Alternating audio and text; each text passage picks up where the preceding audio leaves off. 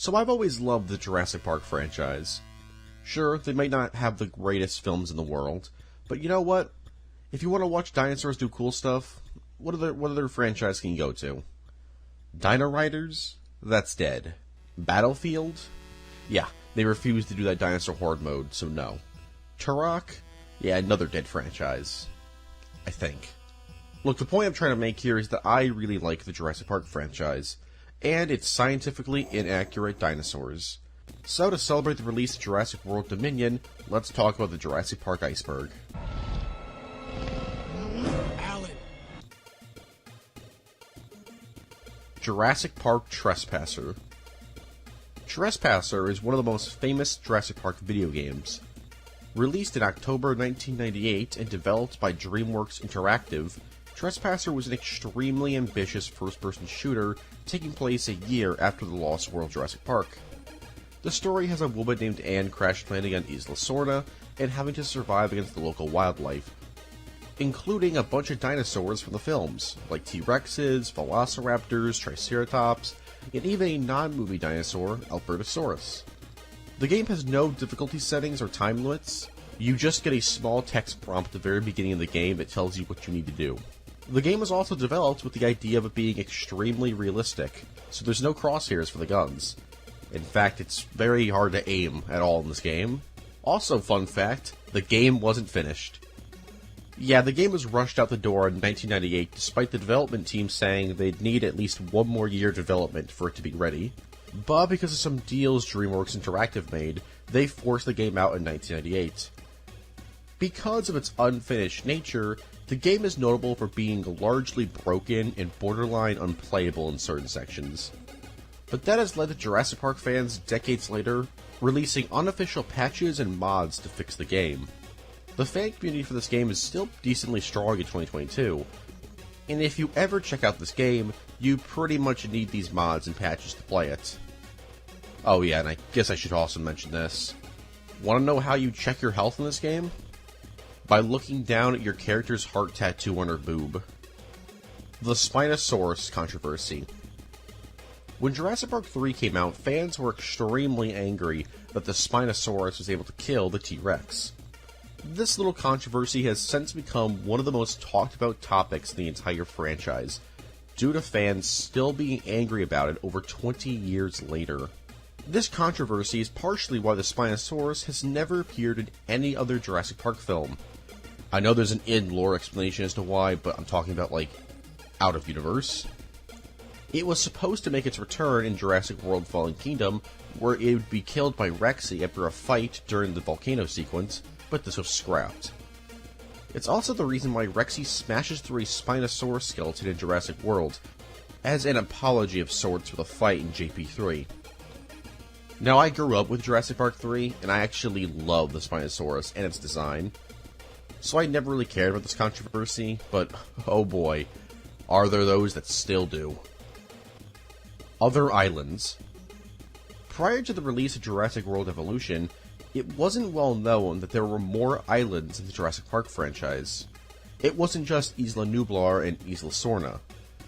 These other islands being called Isla Mantah, Isla Muerta, Isla Pena, and Isla Testino. I mispronounced all of those, I'm very well aware. Though unlike Nublar and Sorna, these islands more than likely never had any dinosaurs living on them. Dominion Prologue. Jurassic World Dominion The Prologue is a 5-minute short film released in November 2021 that mostly takes place in the Cretaceous period, where we see a bunch of different dinosaurs, including what I'm assuming is the T-Rex that Rexy's a clone of, being killed by Gigantosaurus. Yes, these dinosaurs lived millions of years from each other in different parts of the world, but I'll get to that stuff later, alright? This short was originally released via IMAX theaters, and was shown before the 9th Fast and Furious film. Originally, all the footage featured in this short was going to be used in the film, the first 5 minutes of the film to be exact. However, Colin Trevorrow decided to scrap the footage, so we got it released as a short. Though there is an extended version of this short, this version was the one showed in IMAX theaters, and included alternate shots from the Battle of Big Rock short film released in 2019, along with a scene with the Mosasaurus. To my knowledge, this version has never been officially released online. God creates dinosaurs? In Jurassic World, there's various points in the film where you can see the book God Creates Dinosaurs, which is an in-universe novel written by Ian Malcolm. Surprisingly, this novel wasn't actually released as an in-universe reference book or something like that. Seems like an obvious piece of marketing they missed out on. Jurassic World Alive. Pokemon Go is a smartphone game released in... Jurassic World Alive is a smartphone game released in May 2018 that makes use of augmented reality technology. Basically, you travel around the real world capturing dinosaurs, creating hybrid dinosaurs, taking part in strike events and battles. There's even a monthly subscription service called VIP that costs $10 a month. Yeah, it's basically a Pokemon Go clone, much like Ghostbusters World and Garfield Go. Surprisingly, to me at least, this game is actually still pretty active. Other hybrids. If you've seen all the Jurassic Park films, you'll know there's hybrid dinosaurs. Yes, I know that all the dinosaurs are technically hybrids, but you know what I'm talking about. Like the Indominus Rex and the Indoraptor. But there's actually quite a few more hybrid dinosaurs in the Jurassic Park franchise, only seen in Jurassic World Evolution and Camp Cretaceous. These being the Scorpius Rex, which is made up of the T-Rex, Velociraptor, Ankylosaurus, Scorpionfish, Gigantosaurus, and a bunch of other stuff. The Stegoceratops, which is actually seen in Jurassic World on a computer screen. It's a combo of the Stegosaurus, Triceratops, snake, and beetle. What kind of snake and beetle? I have no idea. The Cenospino, which is a combination of the Cenoceratops and Spinosaurus. The Ankylodocus, which is a combo of the Diplodocus and an Ankylosaurus. And finally, there's the Spinoraptor, which is a combination of the Spinosaurus and Velociraptor. Oh, and yeah, there's technically like a ton of hybrid dinosaurs in that Jurassic World mobile game, but I don't think any of those are even remotely canon, or were even trying to stick to canon. Deleted scenes. There's a ton of deleted scenes from the Jurassic franchise, so to save time, I'll just list out 6 of them from each film. In Jurassic Park, the Triceratops being 6 scene was originally going to have some resolution, as Grant, Ellie, and Tim discovered that the dinosaur had been eating poisonous berries next to some gizzard stones. Around the same time as this scene, there was also supposed to be a scene in which a baby Triceratops would bother Lex. Despite an animatronic being made for this scene, it was scrapped, but the animatronic would later be used in The Lost World. Originally, Ian Malcolm was going to run away in the film, instead of creating a diversion so that Grant could rescue Tim and Lex. This scene was going to be filmed, but Jeff Goldblum was able to convince Spielberg to change it.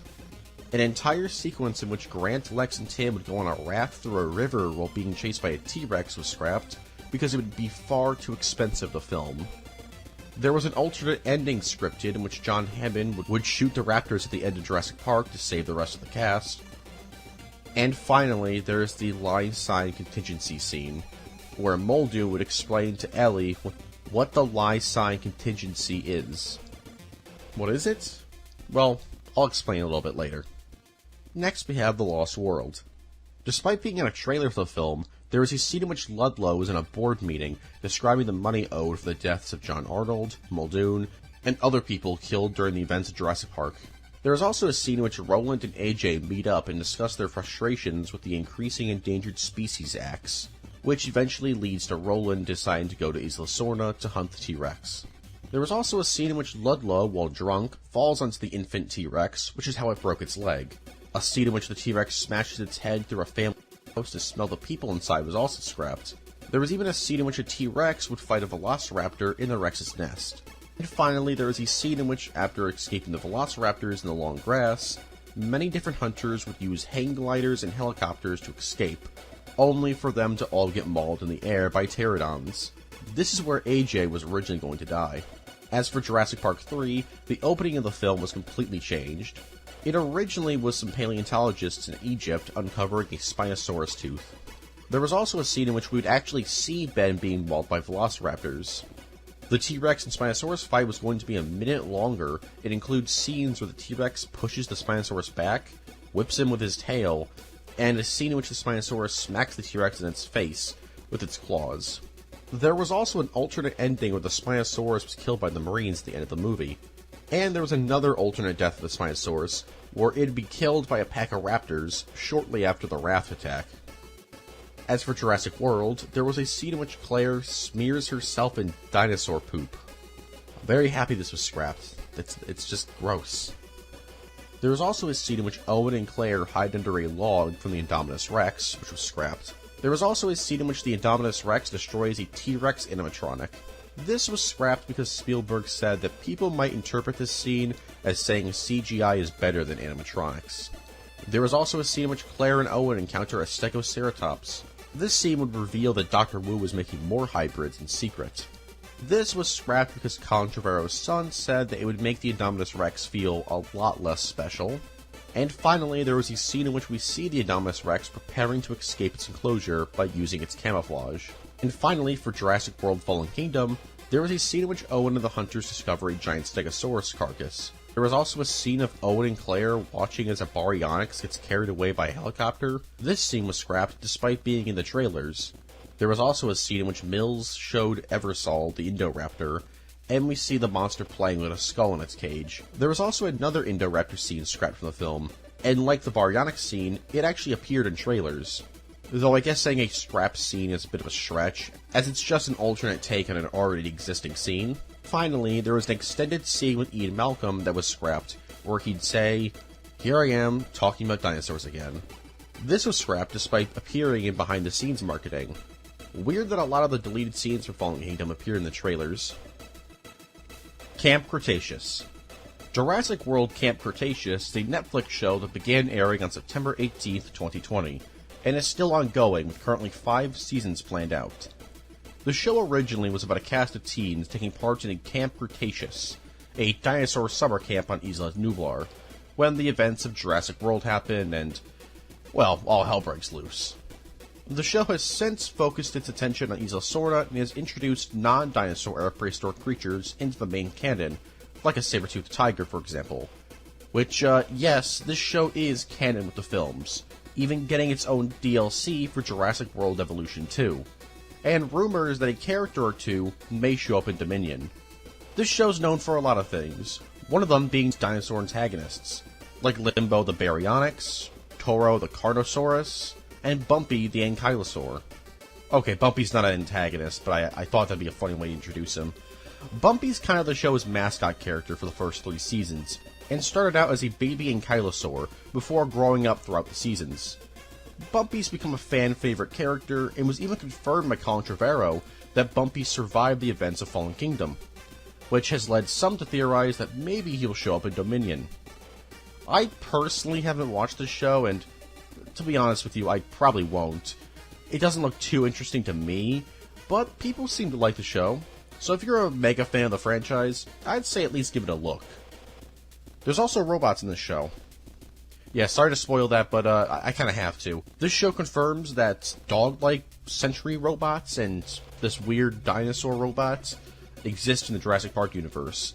And I don't really know how to feel about that, because it's like, yeah, it's silly, but I mean, they're cloning dinosaurs, and that's also kind of silly, so I mean, oh well. Jurassic Park The Ride. Jurassic Park The Ride is a water ride at Universal Studios in Florida, California, and Japan. As one of the most famous rides from Universal Studios, it was insanely popular. Based on the scene from the original novel and the deleted scene I mentioned earlier, this ride has guests riding in a raft and had them coming face to face with several different dinosaurs, like velociraptors, a T-Rex, Dilophosaurs, and some copies. Sadly, its original location at Universal Studios Hollywood was closed down in September of 2018, but it was replaced with Jurassic World The Ride, which is very similar to the old ride, but with a new coat of Jurassic World paint, and new narration from Bryce Dallas Howard, reprising her role as Claire. Despite the original location being gone, the original Jurassic Park The Ride is still operational in Florida, Japan, and even Singapore via a River Rapids variant called Jurassic Park Rapids Adventure. Operation Genesis. Jurassic Park Operation Genesis is one of, if not the most beloved Jurassic Park video game. Developed by Blue Tongue Entertainment and released in 2003 for the PC, PS2, and original Xbox, this is a park simulation game that uses over 20 different dinosaurs from the first 3 films.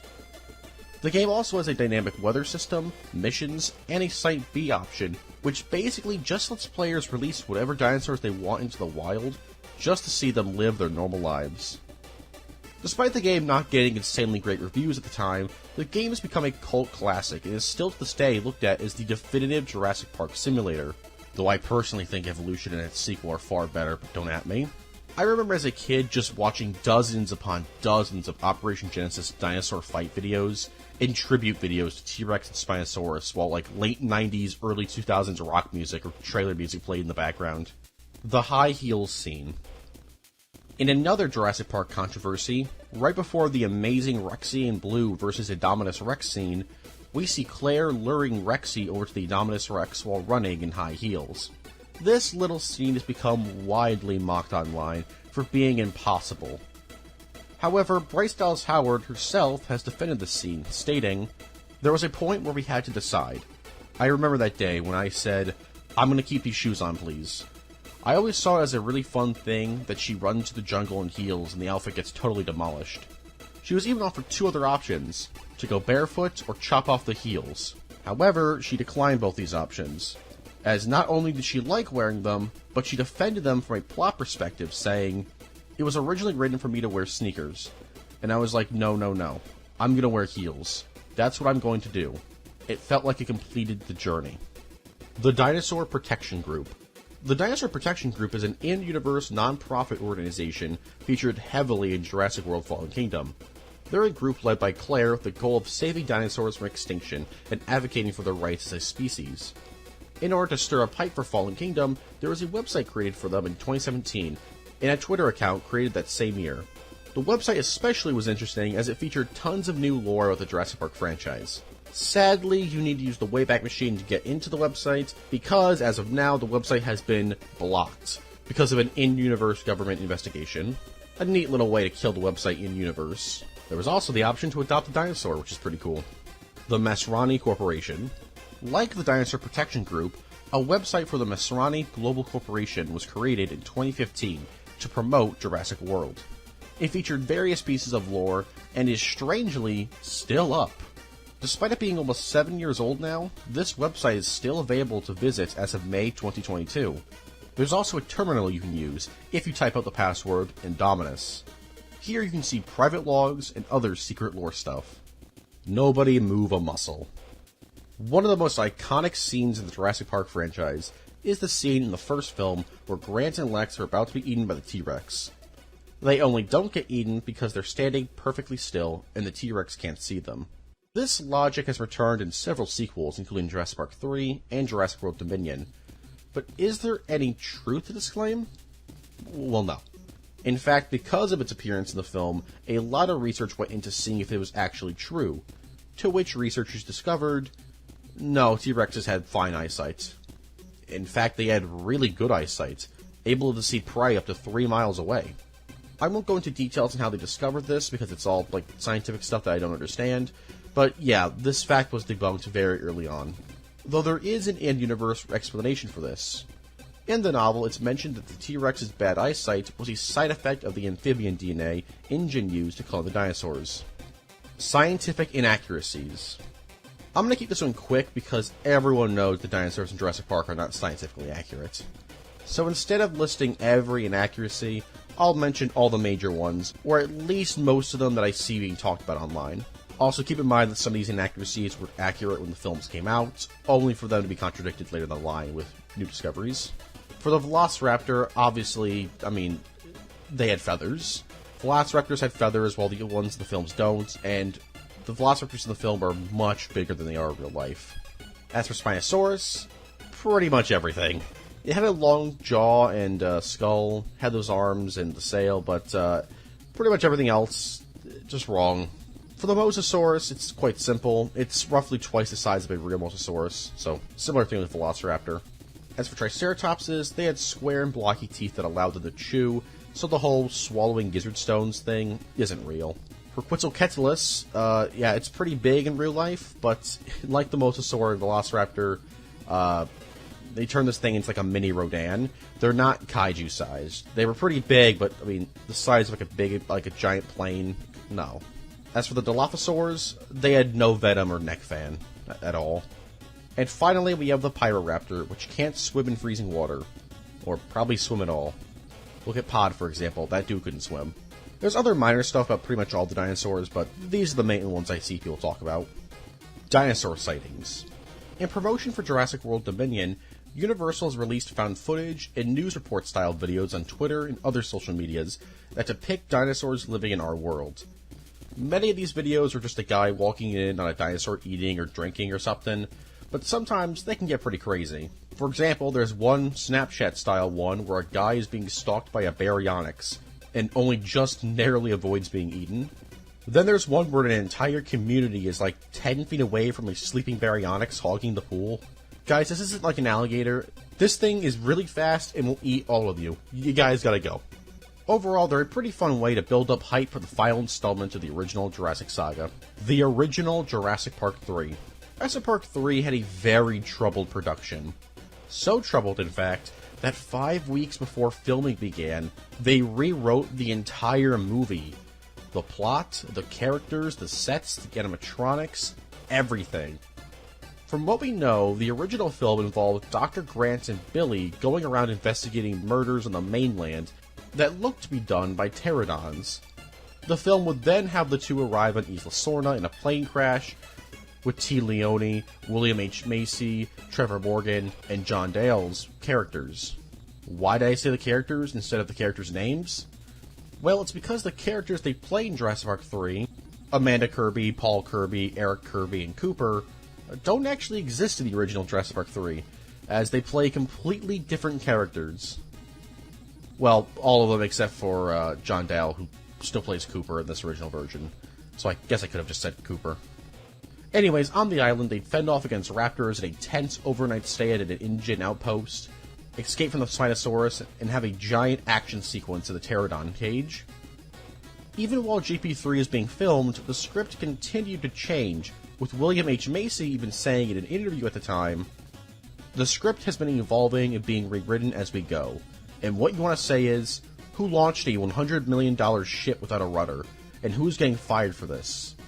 But that's the way it goes. That's the way they make these movies. Big deal. I think someone should be shot, but I'm not in charge." So yeah, William H. Macy was pretty mad that day.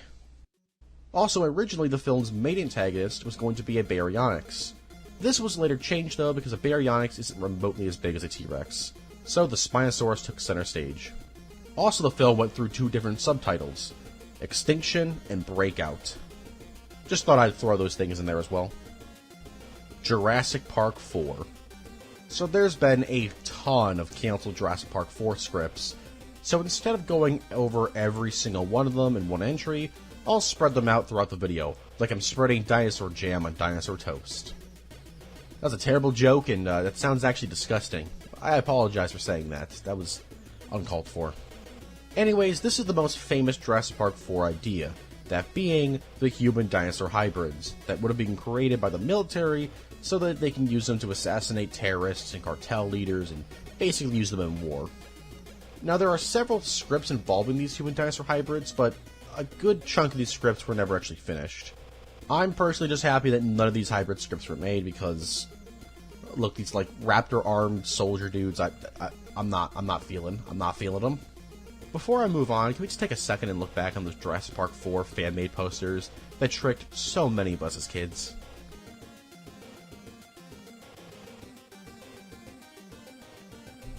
InGen's List. InGen's List is a piece of lore featured in the first Jurassic Park film, and by extension the first novel. Basically, it's a list of every species of dinosaur InGen could clone. In the film universe, you had dinosaurs we saw in the original 3 films, like Gallimimus, the T-Rex, Brachiosaurus, Stegosaurus, Velociraptor, and Kylosaurus, etc. Along with some dinosaurs we never actually saw in the original films, like Baryonyx, Carnosaurus, Dimorphodon, Microceratus, and Suchomimus. I should probably mention here that I'm going to be mispronouncing a lot of dinosaur names in this video, so, I'm sorry. The film list would later get more species added to it, once Masrani purchased InGen for Jurassic World, with additions like Deinonychus, Sinoceratops, Oranosaurus, the Troodon, and the Mosasaurus. However, there's still a good chunk of dinosaurs we don't know if InGen or Masrani had access to, but we know exist in universe, like the Gigantosaurus, Iguanodon, and Deinosuchus. Granted, Dominion isn't out at the time of writing this, so maybe these will get answers in that film. But even then, we still have dinosaurs like Ceratosaurus, Spinosaurus, and Tylosaurus, which are 3 species we know that Masrani and InGen never cloned, which means that they were cloned illegally. And finally, for the novels list, it's similar to the film's initial InGen list, but with additions like the giant dragonfly and Styracosaurus. Novel differences. So when adapting anything from a book, a comic, a video game, etc. to a movie or show, you're going to have to scrap or change some things. And for the first 2 Jurassic Park films, yeah, they changed a lot. From entire sequences like the river raft scene from the first novel to the camouflage Carnosauruses stalking around in the second novel. There's so many differences you could make an entire video about just the changes from the first book. So in the interest of time, I'll rapid fire off some major changes. As most people know now, in the novels, John Hammond is a very bad person, not caring if his grandkids, or really anyone else, dies. And is also just a really mean dude in general. He also dies in the novel being devoured by a pack of compies. This only happens because his grandkids play a T-Rex war over the PA system that makes him panic, fall, and break his ankle. Speaking of his grandkids, Lex and Tim's personalities were actually swapped for the movie. Dr. Grant also doesn't hate children in the novel, and Ian Malcolm dies. Well, he dies, but then it's revealed that he didn't actually die in the second novel, only because Ian Malcolm survived the movie, and, well, the second novel was written after the first film came out, and was going to be used as inspiration for the second movie. There's also the threat of dinosaurs reaching the mainland in the novel, as the characters have to try and contact a boat and get it to turn around, because while unknown to the crew, there's raptors on the boat. Also, that entire sequence at the beginning of the Lost World movie is actually the beginning of the first book. Henry Wu was also a main character in the first novel, instead of just being in one scene in the movie. As for the second novel, Ian Malcolm and company arrive on Isla Sorna to find Richard Levine, a wealthy man who created the Becky doll line of toys. He's a main character in the novel, but doesn't show up in any of the movies. There's also Kelly and Arby, who are 2 college stowaways looking for their teacher. They also don't show up in the movie. And no, this Kelly is not the same Kelly as Malcolm's daughter in the movie. Also, Roland, AJ, and Ludlow are not in the book at all.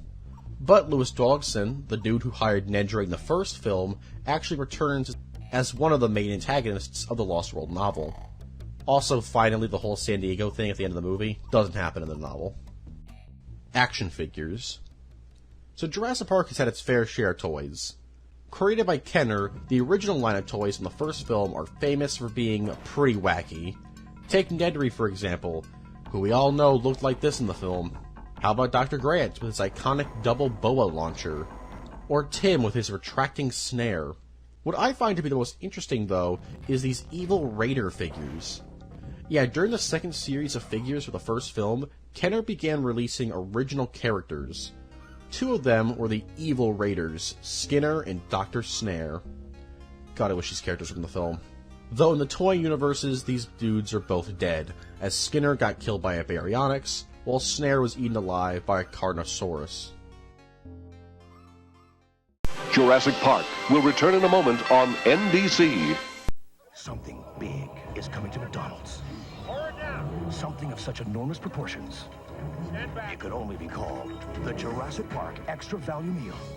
Okay, let's eat!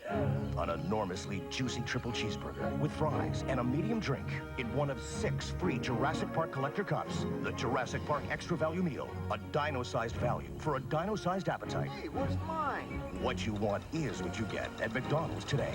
All right. Jurassic Park continues, starring Sam Neill and Laura Dern. Jurassic Park 2: The Chaos Continues. The Chaos Continues is a video game developed by Ocean Software and released in 1994 for the SNES and Game Boy. As the name suggests, it's a sequel to the first film, but it's obviously not canon.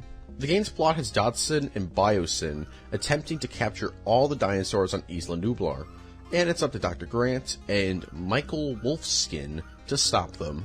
This game is pretty crazy, as Dr. Grant has to gun down hordes of soldiers and raptors, but not any other dinosaur, as killing any non-carnivore will decrease InGen's stock level, and if that stock level falls to 0, then it's game over. It's a pretty weird action platformer that even has nods to the original novel, and is the only time you'll ever get to see Dr. Grant gun down a dude with a flamethrower.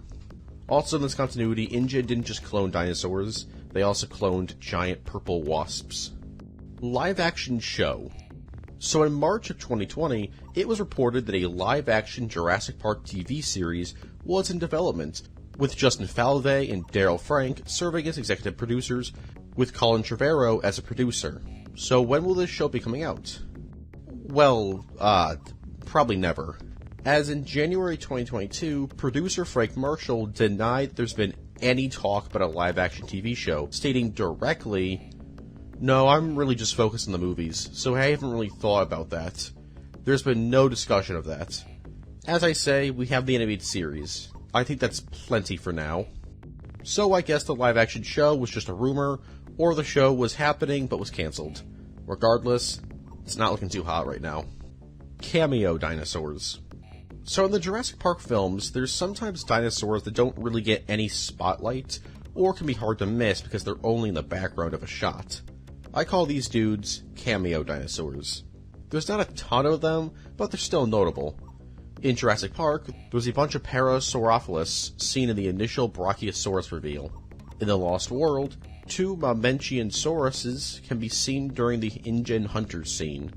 In Jurassic Park 3, a bunch of Corythauruses can be seen in the Hadrosaur herd during the raptor chase.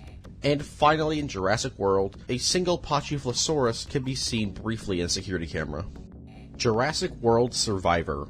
Jurassic World Survivor is a cancelled Jurassic Park video game that would have tied in with Jurassic World. Originally leaked on Reddit in 2015, Survivor was going to be a third-person survival game with elements similar to H1Z1. The game would have you play as Owen as you, try to survive Jurassic World. The dinosaurs that we know are going to be in the game were the T-Rex, Dilophosaurus, Suchomimus, Spinosaurus, Velociraptor, Gallimimus, Triceratops, Stegosaurus, and Baryonyx. Initially, people were skeptical of this game's existence, but it was confirmed that it was a cancelled game when the fan site Jurassic Outpost confirmed its existence by posting images and animations from the game. This caused some controversy though, as the images and animations were taken down at the request of the original artists involved with the game's production, as apparently the game, quote, was still very much alive, despite the developers of Cryptic Studios closing down due to staff being laid off. But then, in October 2016, Perfect World Entertainment, Cryptic Studios' parent company, registered the website domain JurassicWorldSurvivor.com. So is this game actually still happening? I don't think so. The game began development in 2015, and it's now 2022, with the last big leak happening in 2017. Baby T-Rex and JP3. This is a fan theory that's become pretty popular in the Jurassic Park fandom. The theory is that the T-Rex in Jurassic Park 3 is actually the baby T-Rex from The Lost World, grown up into a teenage Rex, which would explain why the Spinosaurus was able to kill it. Now, I actually believed this theory as a kid, but in reality, the two aren't the same, as their color schemes are completely different. Now, there's nothing wrong with believing this theory, there's just not a lot of evidence to support it. Telltale game. Released in November of 2011, Telltale's Jurassic Park is a pretty interesting piece of Jurassic Park lore, as at the time, it was meant to be canon to the films. But as of the Jurassic World films, the water's gotten a bit murky. Anyways, the game, like all Telltale games, is a point-and-click choose-your-own-adventure game. The game's plot is set during and shortly after the first film, with Jerry Harding being one of the main protagonists, though he's looking a little bit different than his movie counterpart. Anyways, he, along with a bunch of new characters like Nema Cruz, Jess Harding, Laura Sorkin, and Oscar Morales, have to try and escape Jurassic Park, while also locating the shaving cream canister that Nedry dropped in the first film. Outside of its potential place in the timeline, this game is also notable for featuring 3 new species of prehistoric creatures that were apparently always present during the events of the first film, these being the Tylosaurus, the Herrerasaurus, though technically you could argue that they're not new, as in the first film you can see a logo indicating that they exist on the island, and the Troodon, which are treated as the game's super scary mystery dinosaur, and they were also ordered to be exterminated by John Hammond himself, which is why we'd never see them in the future. That, and this game is set in a different canon. Like I said earlier, this game was originally intended to be canon, but the events of the game don't really match canon anymore, although you could argue that they never matched to begin with, and there's even been people involved with the films that have said this game, and all games like it, should be taken as soft canon, meaning that maybe events similar to this happened in the film universe, or maybe these characters exist in the film universe, but it's all very loosely canon. Dr. Sorkin. I'm here. What's happening?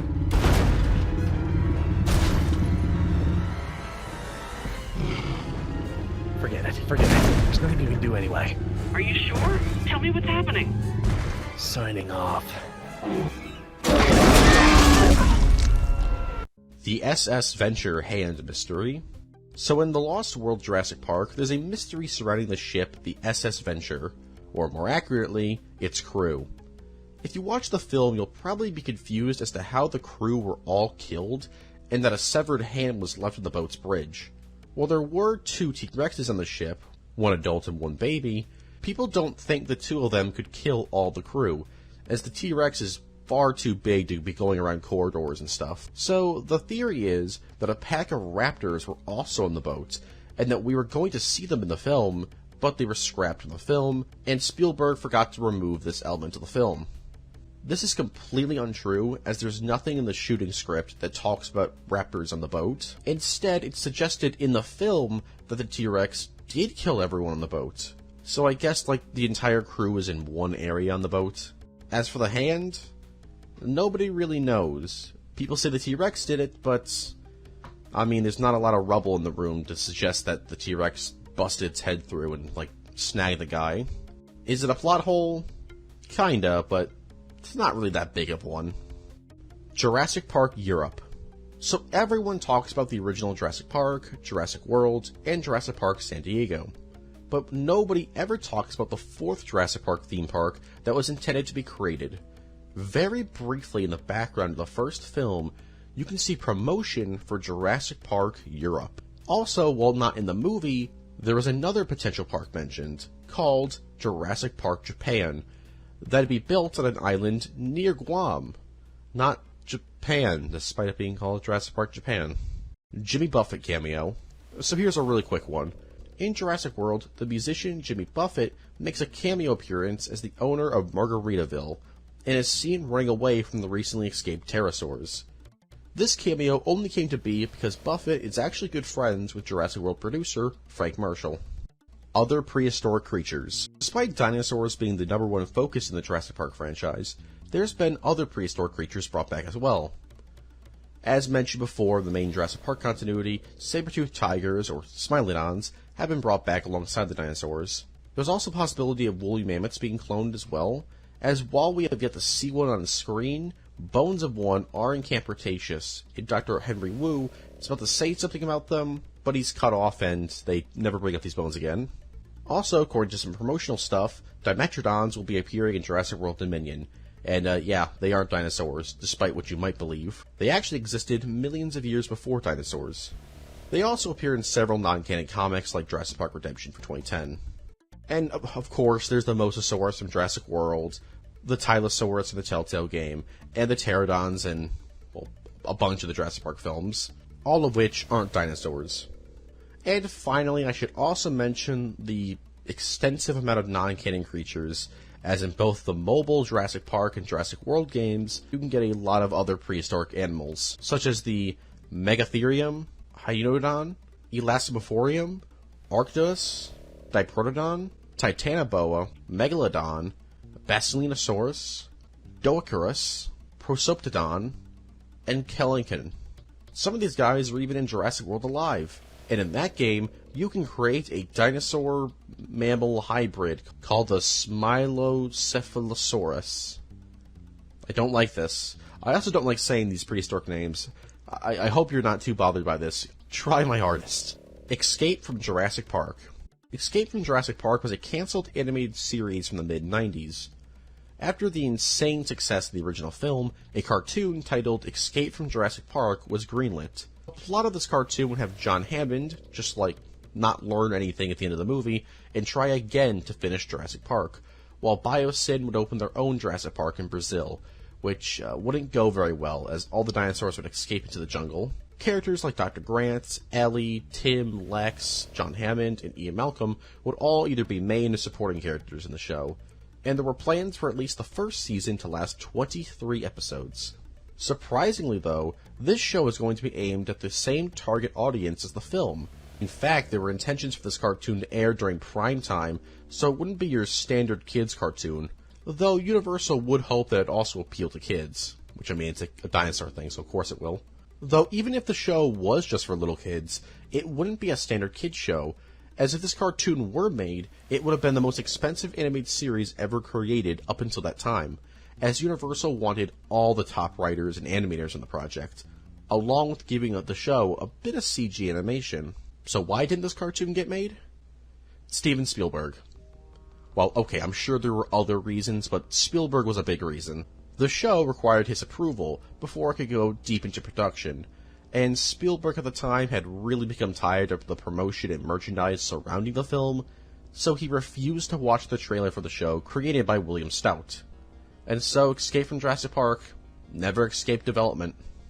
Clayton Fioriti. This is a Jurassic Park YouTuber that's probably the biggest dedicated Jurassic Park YouTuber out there. And let me tell you, this dude is extremely passionate about this franchise, as all of its videos delve into the lore of the films, the novels, the comics, the games, etc. Man practically lives in Jurassic Park. If you're a fan of the franchise, or a dinosaur fan in general, you should check out his content. Here are some of my favorite videos from him. Owen is the turkey kid. What a weird sentence. Anyways, this is a very popular theory that Owen is actually the kid from the beginning of Jurassic Park who thought raptors were just giant turkeys and dumb, only for Dr. Grant to then, traumatize him so much that he went on to become a raptor tamer 20 years later. While a funny theory, there really isn't much linking the two outside of them both having opinions on velociraptors. In fact, it's already been confirmed to be not true. The character's name is actually Eddie, and Whit Hertford, the guy who played Eddie, has directly said they're different characters. So yeah, Turkey Boy is not actually Chris Pratt. T-Rex Breakout Game. T-Rex Breakout is a free-to-play game, though it's honestly more of an experience, created by Unity 5 Games, released on itch.io. In, I believe, 2018?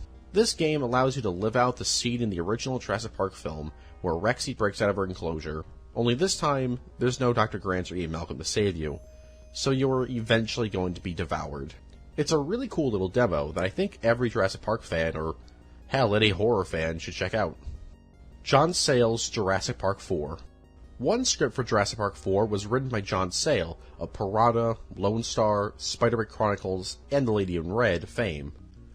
This script followed the ending of Jurassic Park 3 directly, with the same group of pterodons from the end of that film showing up at the beginning of this film at a baseball game on the mainland, causing chaos. Shortly after that, dinosaurs begin to show up on the mainland, so John Hammond orders a new character named Nick Harris to find that can of embryos from the first film, in order for John Hammond to then make a dinosaur capable of hunting down and killing all the other dinosaurs. A very interesting plan. And so Nick Harris travels to Isla Nublar, and in the process is almost killed by velociraptors hiding in trapdoors that they had created. His plane also gets destroyed by a Kronosaurus, and he's basically trapped on the island. Or that's what he thinks, as he's then captured by a security force belonging to a Swiss organization that now owns Isla Nublar. They knock him out and he wakes up in a castle in the Alps, where he's kind of forced to join their organization in order to survive. It's there that he meets human-dog velociraptor hybrids that can now camouflage with their surroundings. Nick then leads these dinosaur-dog-human hybrids on several missions, killing drug lords and terrorists, before eventually the raptors turn on their creators and kill everybody but Nick and his love interest. That's a very brief recap of the film, but yeah, it was a pretty wacky idea.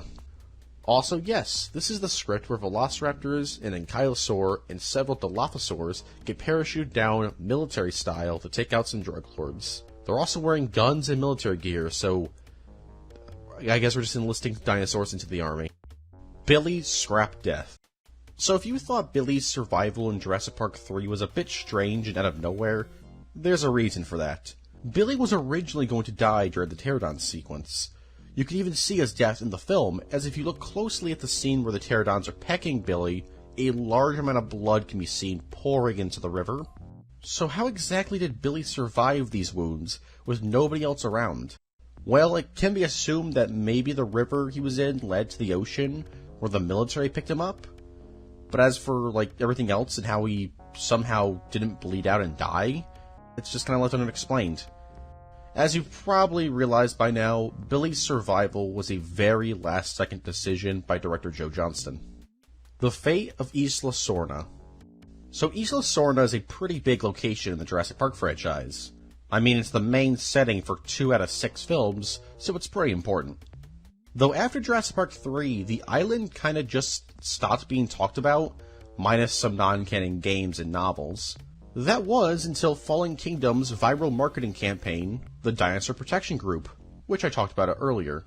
On their website, they reveal a bunch of lore about how the Masrani Corporation did illegal cloning there between the events of the Lost World and Jurassic Park 3, which resulted in the creation of the Spinosaurus, Ceratosaurus, and the Ankylosaurus. But what happened to the island during the events of the Jurassic World trilogy? Well, nothing good. As revealed in some more viral marketing, the Spinosaurus quite literally ate most of the dinosaurs on the island, as it was a hyper-aggressive titan. So by the events of Jurassic World, most of the dinosaurs on Isla Sorna are dead. Also, the Masrani Corporation took a lot of the surviving dinosaurs off the island in order for them to be showcased at Jurassic World. So yeah, Isla Sorna is kinda dying. The same Brachiosaurus? In Jurassic World Fallen Kingdom, there's a scene in which a Brachiosaurus is seen giving out a final roar as it's engulfed by the volcano's ashes, killing it. It's a sad scene, but many fans like to make it even sadder, with the theory that this Brachiosaurus is the same one from the very beginning of Jurassic Park, the first dinosaur we fully see. I mean, it's obvious the Brachiosaurus was added to the scene in Fallen Kingdom as a reference to how those were the first dinosaurs we saw, but I guess it's possible it's the same one. I mean, Rexy is still around, so who's to say this Brachiosaurus isn't still well, okay, maybe not around anymore, but you get what I'm saying. Though at the same time, the Brachiosaurus CG model in Fallen Kingdom is very different than the one in the original film, having a completely different skull structure. So, I don't know. I guess it's kind of like a headcanon thing. Steven Spielberg's Jurassic Park 3. Not much is known about Spielberg's idea for a Jurassic Park 3, as in a Jurassic Park film where he directed it. But one of the ones we do know about is how he wanted Dr. Grant to be living on Isla Sorna because he was so obsessed with studying dinosaurs. He was also going to be a lot more lighthearted than how he was portrayed in the original film and the third film we actually got. Also, the San Diego sequence from The Lost World was originally going to be in this film, but was moved to The Lost World as Spielberg really wanted to do that sequence, and he didn't know if he was going to be directing Jurassic Park 3. Now, of course, Spielberg had input on the third film. I mean, one of the reasons why there's such a big focus on pterodons is because Spielberg wanted that. But what would a Spielberg-directed Jurassic Park 3 look like? We'll never know. Jurassic Park Redemption. Jurassic Park Redemption is a 5-issue comic series that began being released around June 2010, written by Bob Schrock. As the title suggests, this story is about redemption. Jurassic Park's redemption, as Tim and Lex Murphy are now adults and are trying to restart Jurassic Park. But things don't exactly go to plan when dinosaurs end up getting loose on the mainland, while Dr. Wu is cloning dinosaurs in Texas, where this new Jurassic Park will be built. Due to this dinosaur trouble, Dr. Grant, Ellie, and even Dodson make appearances. Even Ludlow returns, who apparently survived his encounter with the T-Rex and its kid in The Lost World, despite his face being literally chewed off. Good God, that's just awful. As for the dinosaurs in this comic, there's quite a few. As I mentioned earlier, the Dimetrodon makes an appearance in this, though he's not a dinosaur, I know, just prehistoric creature, right? Other prehistoric creatures that make appearances are Triceratops, Carnotaurus, Protoceratops, the Oviraptor, Mosasaurus, Allosaurus, Velociraptor, Gigantosaurus, and the Mosasaur. In fact, it seems the Gigantosaurus and Mosasaurus may have inspired Jurassic World a bit, as in the final issue, the Gigantosaurus has a battle with a pack of raptors, and is defeated by the Mosasaur. Third novel. So after the release of the Lost World Jurassic Park, fans began to speculate whether or not there would be a third novel written by Michael Crichton. A novel that perhaps the third film would take influence from. We know now that there was never a third novel, but there was a ton of talk about it back in the day, with Crichton being asked questions about it in interviews.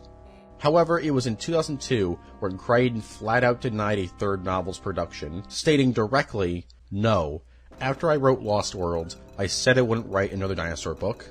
And before you comment, what about Dragon Teeth? That book was about paleontology, not dinosaurs. Mosasaurus in Jurassic Park 3. I'll go into detail about scrap dinosaurs later on, but for right now, I just want to focus on the Mosasaurus. While the Mosasaurus would have its time in the spotlight in Jurassic World, Fallen Kingdom, and I assume Dominion, it was originally going to make its debut in Jurassic Park 3. In its original debut, it would have been featured swimming around in a Mosasaurus breeding tank inside of the InGen lab Dr. Grant and company discover. There was concept art created for it, but the scene ultimately never left the idea stage during development. Original Lost World. So the version of the Lost World Jurassic Park that we got wasn't the original Lost World we were going to get. Now every film goes through multiple scripts, but the final script was very different from previous scripts. The script that I'll be talking about was probably the most different out of all of them. For example, Ian Malcolm and Sarah Harding would go to Isla Sorna together, along with Nick Van Owen and Dr. Judson. Oh, you know, the iconic character of Dr. Judson. You guys don't remember the scene in Fallen Kingdom where Judson lit a copy on fire with a flamethrower while the other characters looked on in horror? Jokes aside, Dr. Judson was a member of Ian Malcolm's team and would have been the paleontologist in the group. He never shows up in the final film. The film also had the San Diego ending being completely dropped, and instead the final scene of the movie would have been John Hammond's funeral. Roland would have also had a semi-redemption arc where he'd save Ian Malcolm and Kelly from a velociraptor. Also, there'd be an entire plot point about a pterodon nesting area, which resulted in a bunch of dudes getting killed, which would have led to that deleted scene that I talked about earlier. And finally, the stolen dino DNA from the first film would have been a plot point in this, despite it being on Isla Nublar and not Isla Sorna. But yeah, this version of the Lost World was very different. But hey, at least some of its scrapped concepts would make it into Jurassic Park 3. Jurassic Park will return in a moment on NBC.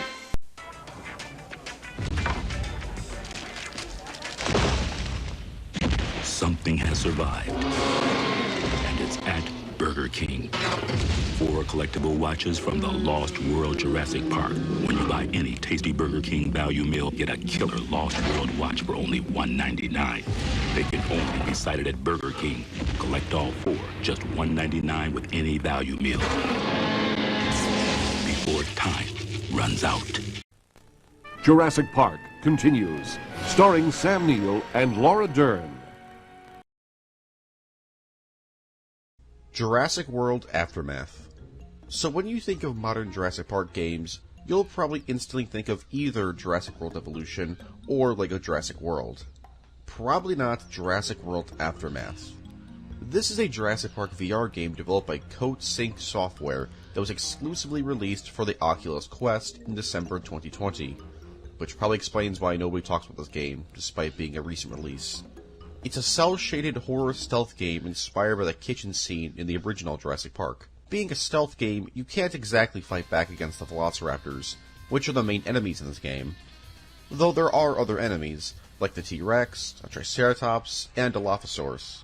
So you need to use distractions to lure the raptors into other areas where they can't see you. The story of this game is rather simple, and canon by the way. Taking place between the events of Jurassic World and Fallen Kingdom, you play as a dude named Sam who is sent to Isla Nublar to obtain information. After crash landing on the island, he's forced to survive against a pack of velociraptors hunting him. Half a year after the game was released, it received a sequel. well, a sequel DLC titled Jurassic World Aftermath Part 2. What's interesting about this DLC was that it wasn't originally intended to be a DLC. You see, because of the pandemic, the game was behind schedule, so instead of delaying the game, Aftermath was split up into 2 parts, which resulted in the game's story having to be rearranged. For example, the ending of Part 1 was actually meant to happen in a completely different part of the game. Reviews for the game were mixed, but I mean, this is our only Jurassic Park horror game out there, so I guess it's worth checking out in that regard, if you have an Oculus Quest. Wow, I sure love VR games that are exclusive to certain headsets. That's really cool and fair to everyone. Also, Jeff Goldblum reprises his role as Ian Malcolm in this game, which to me further proves that this dude will just say yes to anything Jurassic Park related nowadays. The Rick Jaffa and Amanda Silver Jurassic Park 4 script. So Rick Jaffa and Amanda Silver of the Planet of the Apes trilogy fame were hired to write the script for what would become Jurassic World. And while their script ultimately wasn't used, it was extremely influential. For example, their script had the main dinosaur threat be a new species of dinosaur. Unlike the film where the Indominus Rex was a hybrid created by man, this new dinosaur in the script was a never-before-discovered species of dinosaur known as the Malusaurus, though it would later be called the Diabolus Rex. Other similar ideas to what we eventually got in Jurassic World include a raptor trainer character who uses a pack of raptors to help take down the new big bad dinosaur, pterodons escaping from their enclosure, resulting in a massive brawl between them and park security, a scene where the big bad dinosaur takes down an ankylosaur, and the existence of the gyrospheres, which were called the gyroballs in the script. The plot followed a paleontologist and her 2 kids traveling to the new Jurassic Park in order to investigate this new dinosaur, since the bones of the creature she helped unearth were stolen by a mysterious company. The park would also have several different aquatic animals, including a plesiosaur and an ichthyosaur. The film would also open up in China, much like the scrapped Jurassic Park 3 opening, where a group of paleontologists dig up the bones of the Malusaurus. And finally, the theme park in this film would still be called Jurassic Park, not Jurassic World. For whatever reason, this script was rejected, though, like I said, elements of it would be used and or evolved into what we got in Jurassic World. Nick Van Owen vanishes. In The Lost World Jurassic Park, Nick Van Owen just kind of vanishes from the movie right before the final act. This is weird because he's a main character and he just, doesn't show up ever again, or is even mentioned. Some people even claim that Spielberg forgot about the character, which explains why he doesn't show up in the rest of the film. Well, I personally doubt they forgot about the character, as that just seems a bit silly. There is one theory that makes a lot of sense. Well, an in-universe theory, that is. I mean, out of the universe, it was probably just Vince Vaughn not being able to make it back for reshoots. This in-universe theory is that Nick Van Owen was looking after Kelly. Think about it. Out of all the main good guy cast, Nick Van Owen and Kelly are the only 2 who aren't present at all during the final act. So Ian Malcolm probably asked Van Owen to watch after her for a few. But like I said, the more realistic option is that Vince Vaughn just couldn't make it back to reshoots. Did Echo survive? So shortly after the release of Jurassic World, there was a popular fan theory that the Velociraptor Echo had actually survived alongside Blue. This is because out of all 3 raptors who died in the film, she got the least brutal death, with just being thrown into a building, something that Blue was shown to survive. Meanwhile, Charlie gets blown up by a rocket launcher, and Delta was turned into dinosaur barbecue. Also, people claim to hear raptor chirping as Blue runs off after the final fight, which, yeah, there is. It's Blue's. This theory continued to be popular up until Fallen Kingdom, where it was finally debunked as the Dinosaur Protection Group states that she died, making all the Echo Lived fans sad, because they thought that she'd return in this film. Which, I mean, I guess she does technically return in this film, just not in the way fans wanted. Interestingly, though, it seems that Echo was originally intended to survive the film, as concept art for the final fight shows Blue and another raptor watching as Rexy battles the Indominus Rex. Scrapped Operation Genesis content. Operation Genesis may have been the peak of Jurassic Park simulation games for a while, but it could have been even better. Like with all games, Operation Genesis has its share of scrapped content. Some of these include baby dinosaurs, which were planned to be in the game, but had to be scrapped midway through production because of scheduling issues. This also resulted in the planned dinosaur petting zoo building being scrapped as well. There was also a hotel, a hunting platform, and a dinosaur vet station that were worked on, but were all ultimately scrapped. There was also plans for a forest fire disaster to occasionally happen in the game, along with various aerial and aquatic prehistoric creatures being available for your park. There was also originally going to be 40 dinosaurs in the game, but 15 of them had to be scrapped due to console restrictions. Thankfully, we know of 13 of these 15 scrapped dinosaurs. These include the Baryonyx, the Apatosaurus, Iguanodon, Diplodocus, Orthomimus, Deinonychus, Yangchuosaurus, Tenontosaurus, Maiasaura, Alioramus, Panopleosaurus, Wirhosaurus, and Thesialosaurus. I apologize for butchering the names. I'm trying my hardest. Barry's absence in Fallen Kingdom. So Jurassic World's main cast consisted of Owen Brady, my wife Claire Deering, Vic Hoskins, Gray and Zach Mitchell, Henry Wu, Simon Masrani, and Barry. Vic and Masrani both die in the film, while the two Mitchell brothers leave the franchise. This leaves Owen, Claire, and Wu to continue on to appear in the next 3 films. And then there's Barry, who is reappearing in Dominion, but wasn't in Fallen Kingdom or mentioned at all in the film, despite him also being a raptor trainer, so you'd think that he would be asked alongside Owen to return to Isla Nublar to find Blue. But surprisingly no, like I said, he doesn't appear or is even mentioned. His exclusion from the middle of the trilogy confused a lot of fans. So why didn't Barry return? Well, perhaps there'll be an in-universe reason given in Dominion, but as for a real reason, like, an out-of-universe reason, it's because Barry wasn't even supposed to be in the first film at all. Omar Sy, the actor who plays Barry, was personally chosen by Colin Trevorrow to be in the movie, because he felt that he was underused in the X-Men film series, which, for all my X-Men fans, he played Bishop in Days of Future Past, so yeah, he was pretty underused. Omar Sy even confirmed that he was only in the film because Trevorrow wanted to work with him, and Trevorrow even went on to confirm that he wrote the role for Omar. But then most of Barry's scenes were actually scrapped from the film, so that's awesome. Good work, guys. So basically, Colin Trevorrow not directing Fallen Kingdom is probably the reason why Barry wasn't in the movie at all. I mean, do you think it's a coincidence that Barry only appears in the first and third films in the trilogy, both films directed by Colin Trevorrow, and doesn't appear in the only installment not made by Trevorrow?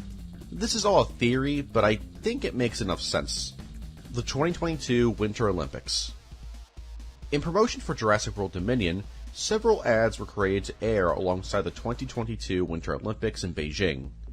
These ads showed Olympic athletes competing or trading when suddenly Blue, Rexy, an Apatosaurus, and a herd of Parasaurolophus show up, which leaves the athletes starstruck.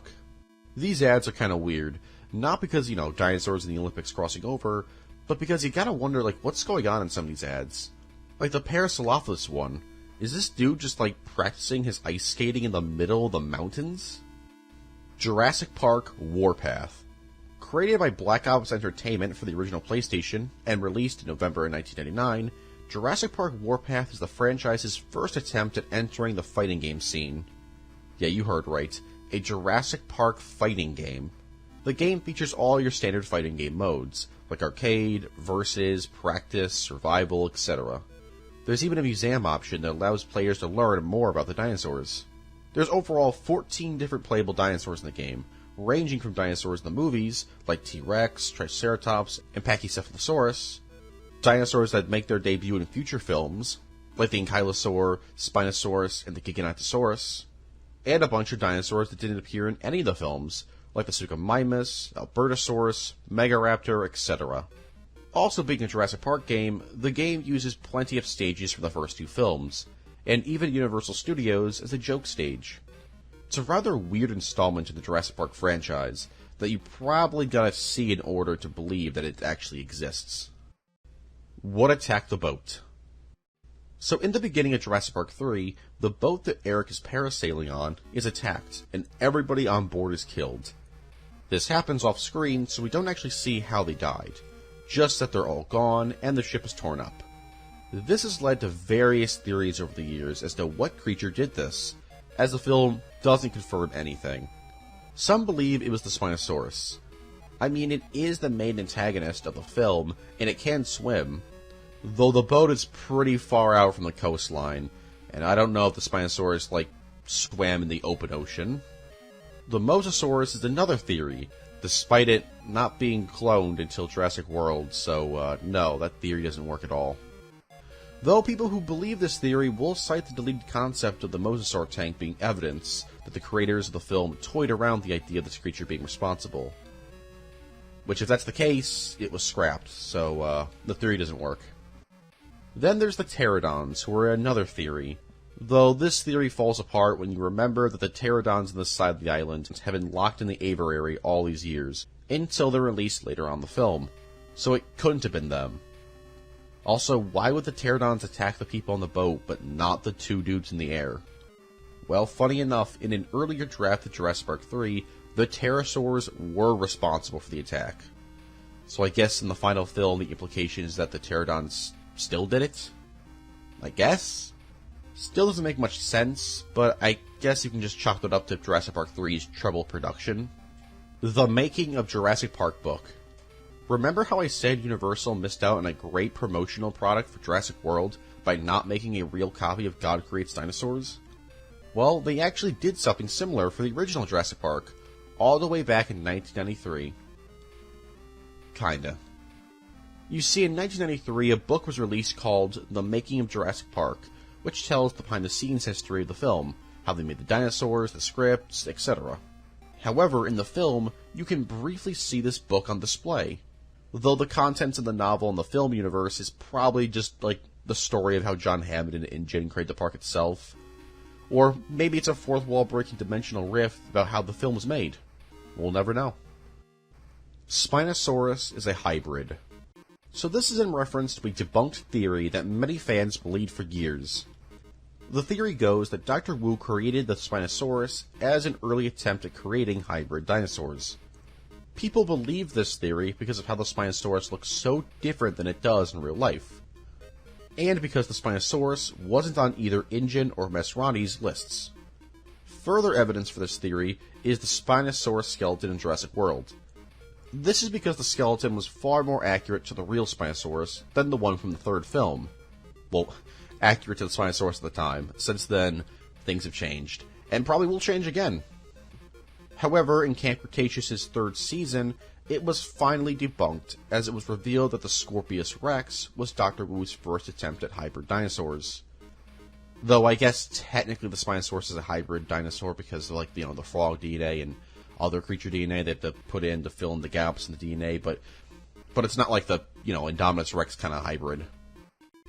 Scrapped dinosaurs. So the Jurassic Park franchise is no stranger to scrapped dinosaurs. Here's most of the ones we know about. In The Lost World, there was originally going to be a dinosaur known as the Superraptor, which would have been an original dinosaur. Nothing is actually known about this Superraptor besides the fact that it was scrapped, because Spielberg said it felt like it came straight out of a horror movie, and he didn't want to make an alien. There's also Geosternbergia, which, while not a dinosaur, this pterosaur species technically does appear in the film on a piece of paper, but it was originally going to show up during the pterodon nesting sequence that was scrapped. For Jurassic Park 3, there was the Carnotaurus, which presumably would have taken the Ceratosaurus role in the film, the Ouranosaurus, which more than likely would have been part of the Hadrosaur herd, and Baryonyx. As mentioned before, it was the original main antagonist instead of Spinosaurus. In Jurassic World, there's the Ammontosaurus and Diplodocus, both of which would have been seen as part of the herd that the gyrospheres would go through, and the Gigantoraptor, which was originally going to be seen as a hologram in the Innovation Center, much like the Dilophosaur. And finally, in Fallen Kingdom, the Enosaurus, Camarasaurus, and Giganotosaurus were all present in concept art for the volcano eruption scene. However, while I call these scrap dinosaurs, they're not really scrap dinosaurs, as Colin Trevorrow had stated that they were just used for concept art and were never intended to be in the film. Despite that, I thought I'd mention them here. The Friends Jurassic Park 3 script. In 1999, Craig Rosenberg was brought on by Universal to write a script for Jurassic Park 3. This script was extremely different from the Jurassic Park 3 we ended up getting, as it focused entirely on 6 college students becoming trapped on Isla Sorna, with Dr. Grant somehow getting involved in the student's dilemma. And that is literally all we know about the script. It was rejected by Joe Johnston, as while he said the script wasn't poorly written, it felt like it was a bad episode of Friends. Jurassic Park Dinosaur Battles. Developed by Vividity Universal and released in September 2002, Jurassic Park Dinosaur Battles is the second and final attempt the Jurassic franchise made at entering the fighting game scene. Well, kinda. It's not your standard fighting game. Instead of fully controlling your dinosaur, you just tell them what to do, kinda like a Pokemon game, but not quite. You can set your dinosaur to be on the defensive, the offensive, or just be neutral. There's even a flanking option, useful for attacking armored targets. As for the game's plot, well, I'll let the game tell you. Okay, Junior Explorers, Cabo Blanco Nature Reserve, dead ahead. Prepare yourselves for the trip of a lifetime.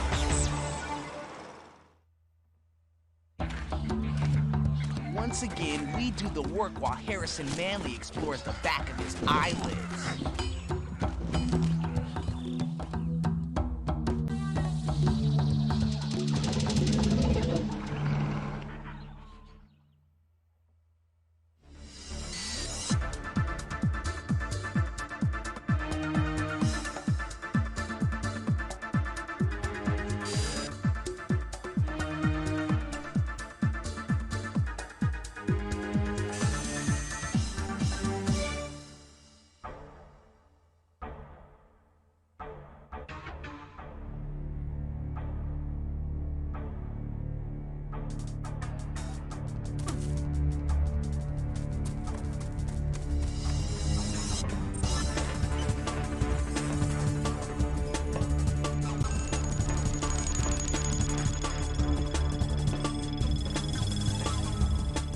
Friday.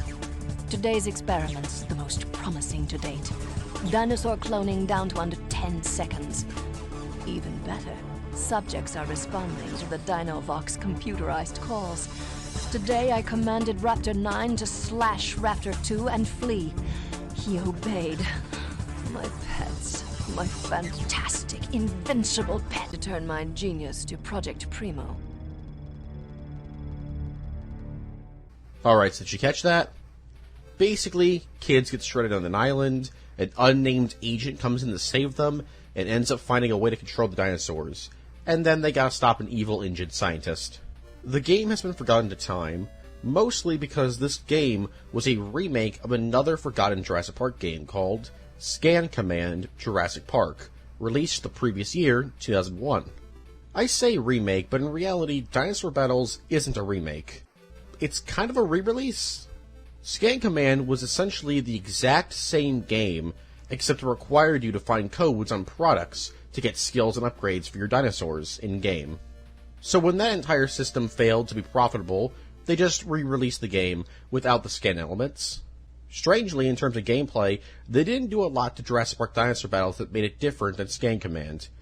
Like, Scan Command has a ton of scrapped content in its game files, so you'd think they'd, finish it and release it in the updated version, but I guess not. Some of the scrapped content include playable dinosaurs, an entire Pterodon minigame, and a ton of skins.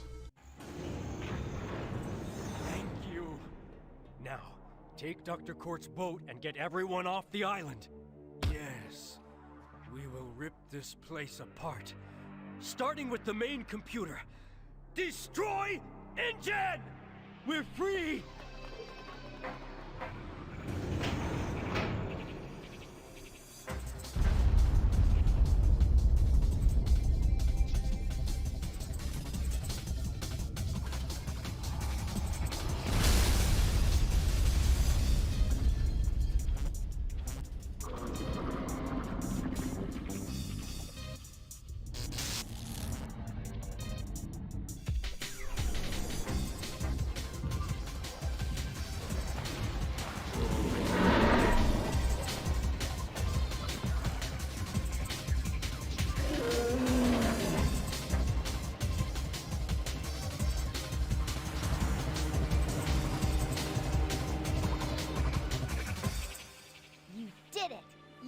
stopped Corp's cold. You were pretty amazing. Although I might have done things a bit differently. Aaron. All right. Great job. Now nature can run its course without interference. Right. And we won't have to worry about Dr. Quartz ever again.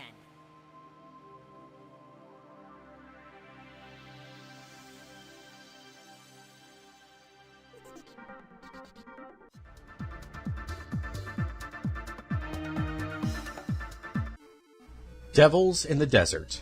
Released from January 2011 to April 2011, Jurassic Park Devils in the Desert is a 4-issue comic series written and drawn by John Bryan. This is a very unique comic series, as it features not a single dinosaur in the story, only pterodons. It's also a bit of a western, and features no returning characters from the first 3 films. The story is quite simple. The pterodons from the end of Jurassic Park 3 have made their way to mainland USA, and are now terrorizing a small western town via cat-emulations and just straight-up murder. There's also a scene in this comic where a pterodon battles a polar bear to death at a zoo. Just kinda comes out of nowhere, but yeah, that happens. Devils in the Desert is a short comic that I wish could be considered canon for how unique it is. Jurassic World Regenesis. Regenesis is a rejected Jurassic Park webcomic created by the same team that created the Dinosaur Protection Group and the Masrani Company viral marketing campaigns. Was going to tell the story of how Dr. Henry Wu returned to Isla Nublar in 1994 as part of a cleanup operation. This operation was in response to a baryonyx attack on Costa Rica, causing InGen to realize that some of their dinosaurs may still be alive. It would also reveal that the Dilophosaurs featured in the franchise were actually all juveniles, and we'd finally see a fully grown Dilophosaur stalking some InGen workers. Sadly, the story was rejected, but not for any story reasons, but because how it would have been presented. It would have used Google Web Designer, and that was extremely glitchy. Also, the coding that went into the animations and interactable bits were also very, very complicated. Too complicated for Universal, it seems. Now, to answer 2 questions you might have. The first being, what do I mean by rejected Jurassic Park webcomic? Well, technically, cancelled, rejected is a much better word, as this wasn't a Universal-backed project. It was a pitch. And the second question, what's this art in the background? Well, these are panels from the 3 completed issues of Regenesis that were created for the pitch. So you can read the story, it's just not the completed version of the story, as Regenesis was going to last about 10 chapters. Jurassic Park Chaos Effect. Chaos Effect was a cancelled cartoon that was officially announced to be in development in 1997.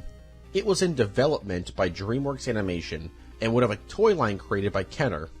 The plot of the cartoon was that scientists had created a bunch of dinosaur hybrids, and then Jurassic Park stuff happens, you know, dinosaurs get loose and they gotta be stopped. But instead of normal people being the ones to round up the dinosaurs, we get these, sci-fi people. There was even a Terminator-style android planned to be in the show at one point. The show would also have returning characters that look extremely different. Take Eddie Carr, for example, who should be dead, considering, he got ripped in 2.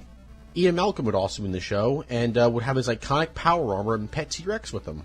I'm willing to bet that pet T-Rex was meant to be like the baby T-Rex in the Lost World. Even Roland would return, with his pet Abomination. The show would ultimately be cancelled, though the toy line was already too far into production to be canned, so it was actually released. Though there were still a good chunk of dinosaur figures that never got released. Some of these horrible Abomination hybrid dinosaurs include the Ankylorodon, the Compsognathus, the Omega T-Rex, the Tanaconda, the Velociraptor X, Raptor Alpha, Thrasher T-Rex, and the Trinops. This stuff could only happen in the 90s. Jurassic Park Dangerous Games. Written by Greg and Eric Baer, Jurassic Park Dangerous Games is a 5-issue comic series released from September 2011 to January 2012, and tells the story of a CIA agent named Daniel Espinosa, surviving on Isla Nublar 11 years after Jurassic Park 3. Why is a CIA agent on Isla Nublar? Because in this universe, a drug lord named Gabriel Cazares bought Isla Nublar and its dinosaurs from the Costa Rican government, and has turned the island into his own criminal empire's fortress. Pretty weird, right? Well, it gets much weirder. On the island, he meets a woman named Frances White, who is the leader of a raptor pack. Shortly before the events of Jurassic Park, she found out that the raptors form a motherly bond with the first creature they see, and while working as an InGen animal behavior researcher, she was the first thing about 7 or so velociraptors saw. And so she became their mother, and just, never left the island. And to make things even weirder, there's a borderline kaiju-sized ankylosaur. Oh, and whatever these two dinosaurs are. These two species of dinosaur have never been identified. People theorize that these ones could be Phalacurus, while this one could be a Neovenator. Overall, though, this comic is not liked by fans of the franchise, and got extremely negative reviews from critics. But hey, at least the Archaeopteryx is in the story. That's pretty cool. Original dinosaur designs.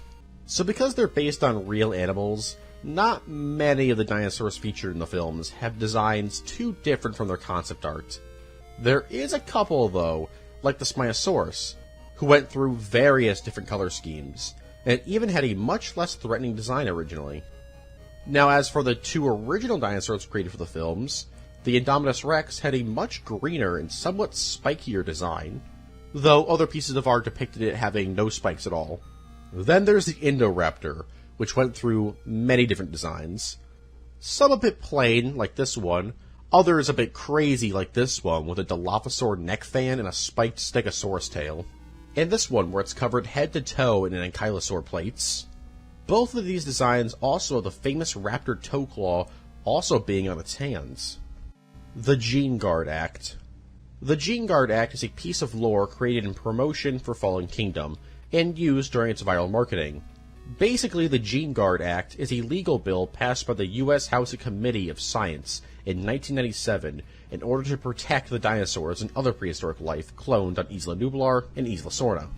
It basically gave the dinosaurs all the rights an endangered animal species has. It also banned InGen and the Masrani Corporation from cloning any more dinosaurs. And then in 2003, they revised the act and allowed Masrani to clone more dinosaurs. Boy, that turned out really well. Good job, guys.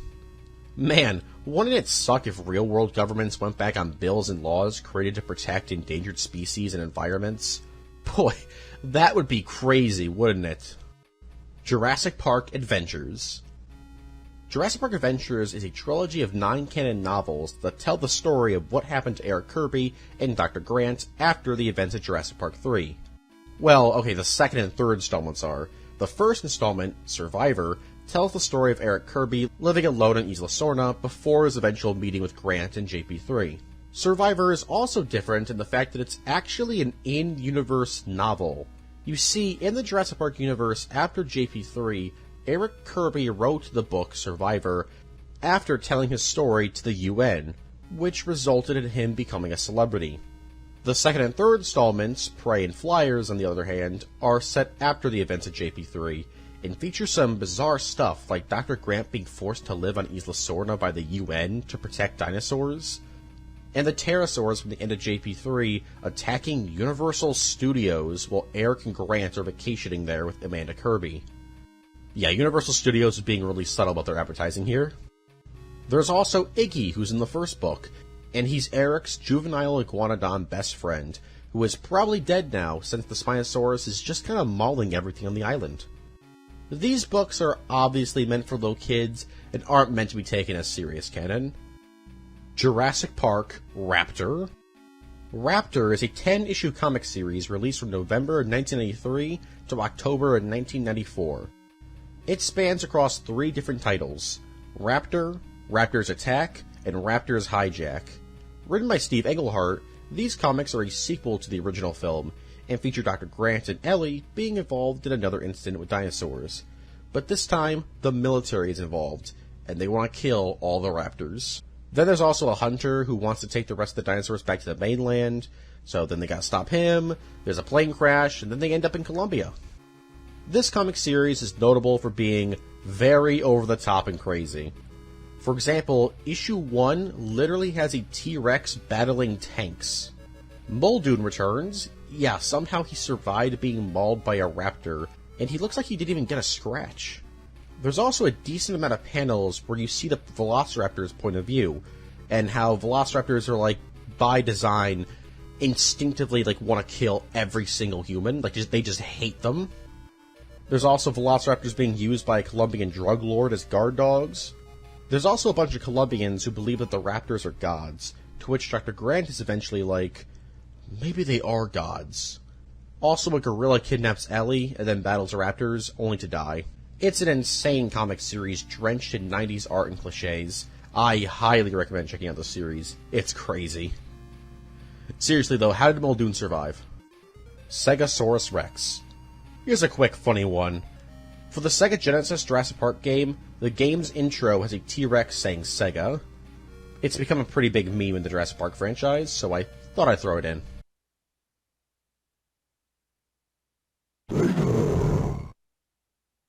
The dinosaurs are all dying. This isn't a thing in the films, but in the novel continuity, the dinosaurs are all dying.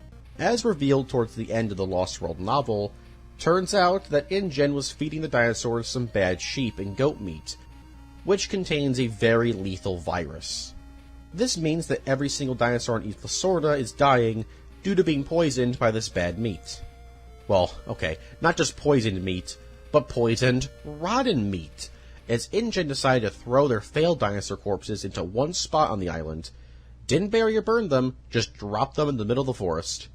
So then the carnivores on Isla Sorna went up to the rotten poisoned meat, just started going at it, you know? I mean, food's food. But hey, at least the herbivores will be okay. Well, no, because it's mentioned in the book that even the herbivores will eventually get the poison due to contamination.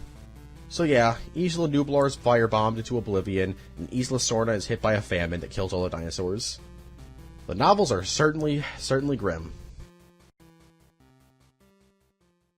Jurassic Park will return in a moment on NBC. What was that? Sounded like a Tyrannosaurus. I don't think so. Sounds bigger. Jurassic Park 3 has hit Burger King, and to satisfy the biggest appetites, any Whopper value meal will get upsized to king-size fries and a king-size drink for free. Plus, you could win a family trip for 4 to Islands of Adventure at Universal Orlando Resort. Jurassic Park 3 at Burger King. You better hurry before it's extinct. Jurassic Park continues, starring Sam Neill and Laura Dern. The Evolution of Claire. The Evolution of Claire is a tie-in novel released in 2018 that tells Claire Dearing's history from her years as a university student all the way until the events of Jurassic World. Written by Tess Chappé, this novel reveals some pretty interesting lore, ranging from dinosaur populations at Jurassic World to Claire wanting to get into politics so she could change some laws after she was unable to save a dog from a neglectful owner for 6 months. Also, it confirms that Rexy's name is actually Rexy, like they call her that in the novel, so it's not just a fan name. This novel is also canon to the films, as Colin Trevorrow has directly confirmed it.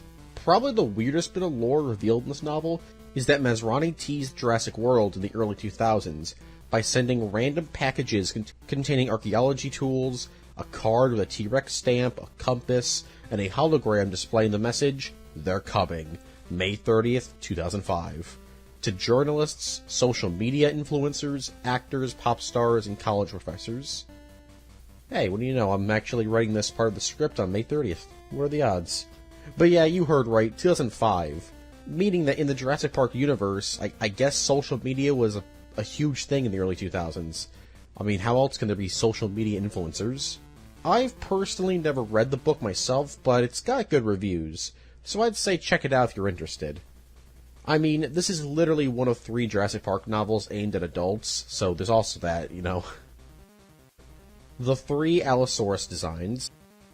While it's common for dinosaurs in the Jurassic Park franchise to have slightly different appearances in some pieces of media, take the Velociraptors for example, the Allosaurus is unique in that it has 3 main designs. First, there's the Fallen Kingdom design, which wasn't well received by people, so it was retconned that was just a juvenile. Then, in Jurassic World Evolution, the Allosaurus received a redesign that was much better received.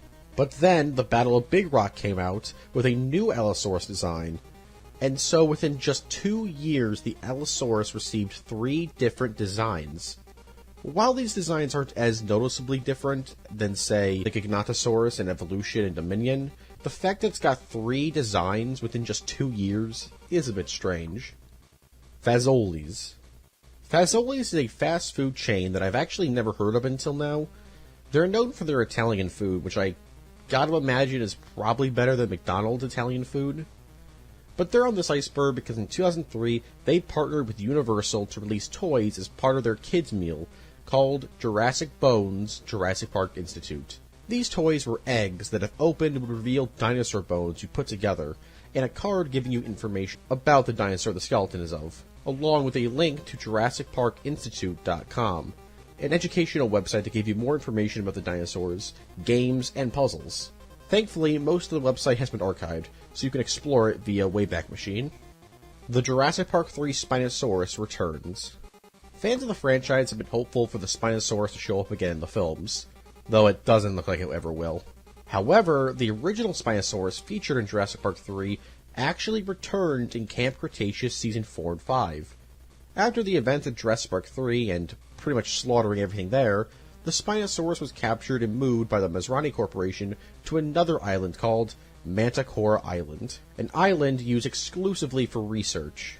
This island also has biomes built into it, like rooms that are different biomes but they don't look like rooms. Think what Monarch did to Skull Island in Godzilla vs. Kong, and so they dropped our favorite Spinosaurus into the desert biome. Not the swamp or the jungle biome, but the one biome it would hate being in the absolute most. Also, Camp Cretaceous finally gave this Spinosaurus an in-universe name, Asset 87. Not a very fancy name, but a name's a name. The Fox version of The Lost World. So did you know there's a variation of The Lost World that you may have actually seen before? Airing, and I'm pretty sure only once, on November 1st, 1998, The Lost World Jurassic Park aired on Fox, and for some reason had several deleted scenes added back into the movie. The first being the Ludlow board meeting scene I talked about way earlier in the video, and the Roland and AJ scene I talked about earlier as well. My only guess is that these 2 scenes were deleted from the film really late into production, and so the copy that Fox got was actually the second-to-last version of the film. Toro in Fallen Kingdom. So Toro is a Carnotaurus featured in Camp Cretaceous, and was the main antagonist of the first season, though he also reappears in the show's second season, where he was thought to have been killed. Though it's been revealed he's alive, as he's in the trailer for Season 5 of the show. Anyways, there's been a recent theory going around that Toro was actually in Fallen Kingdom, and is the Carnotaurus that appears at the very end of the film that rips Eli Mills in half with the help of Rexy.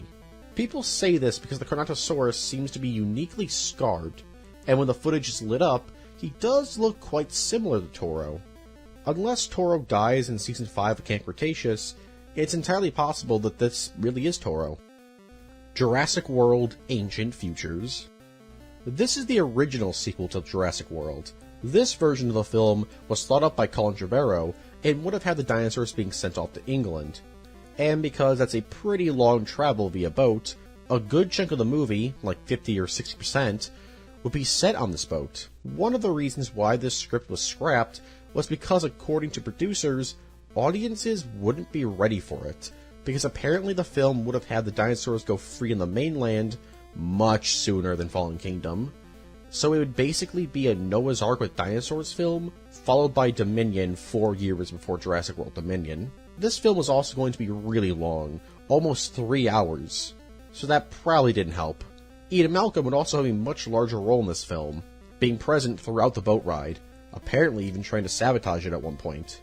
Though this was apparently a rumor and has never been confirmed, though I personally think it's legit, seeing how Ian Malcolm has, no role in Fallen Kingdom at all. So they probably threw him in there as an apology for scrapping his entire role in the plot. But yeah, this film ended up getting scrapped in favor of Fallen Kingdom. Other park builders. When you think of Jurassic Park park simulators, you'll probably instantly think of Operation Genesis, Evolution, or Evolution 2. But there's actually 3 other Jurassic Park park simulators. As briefly mentioned earlier in the video, there's the 2 mobile games, Jurassic Park Builder, and Jurassic World the Game for iOS and Android. Jurassic Park Builder was taken offline in 2020, though you can still play Jurassic World the Game. But there's also the game Jurassic Park 3 Park Builder. This is a park simulator game created by Konami for the Game Boy Advance that featured quite a few dinosaurs. In fact, it has 140 dinosaurs in the game, which means that this game has the most dinosaurs out of every single Jurassic Park game ever released so far. It's a decently sized park builder for the Game Boy Advance, and features a ton of unique artwork for each of the dinosaurs. It's also the first park builder in the Jurassic Park franchise, predating even Operation Genesis. Also, while not official in any way, I gotta mention the Zoo Tycoon mod Jurassic Park Pack. The amount of hours I spent on this game in this mod, god damn, what a great time. Rest in peace, Zoo Tycoon. Rest in peace. Michael Crichton's Jurassic Park script. So originally, Michael Crichton was signed on to write Jurassic Park, but his script was rejected, despite what the opening credits of the film may tell you. But hey, he got paid $500,000 to just write the script, so that's not too bad. His script was extremely faithful to the original novel, with a few changes. For example, John Hammond's death was completely different. Instead of compies killing him, velociraptors would maul him to death after he saves his grandchildren. There was also some minor stuff changed, but for the most part it would have been very faithful. Or as faithful as you can be when you've got to trim a novel down to an hour and a half or 2-hour film. Michael Crichton himself even said that his script only had about 20% of the novel's content, and several scenes had to be cut for practical reasons, along with the violence being toned down. Carnosaur. Carnosaur is a classic mockbuster, one of the most well-known at least. Released in 1993 and directed by Adam Simon, Carnosaur tells the story of a mad scientist trying to wipe out humanity and replace them with dinosaurs. Pretty sure that's also a Spider-Man villain I talked about before in the video, but anyways, the film's plot has nothing to do with Jurassic Park outside of cloning dinosaurs, and is actually based on a book called Carnosaur. So why is this film considered a mockbuster then? Well, because the film entered production in 1993 so that it could capitalize on the Jurassic Park marketing campaign, and so it was quickly put together with its limited special effects. When it was finally released on May 14, 1993, a month before Jurassic Park, it wasn't received all too well. A lot of the film's criticism was aimed at its effects, which didn't look too great in 1993, and looked even worse when you realized that this was meant to capitalize on Jurassic Park, a film with special effects that still hold up almost 30 years later. While Carnosaur wasn't a hit critically, it made its money back and then some. On a budget of $850,000, it made $1.8 million. And so the Carnosaur series was born. Yes, series. February 1995, Carnosaur 2 was released, and is often looked at as the superior film, though people still don't really like this film very much.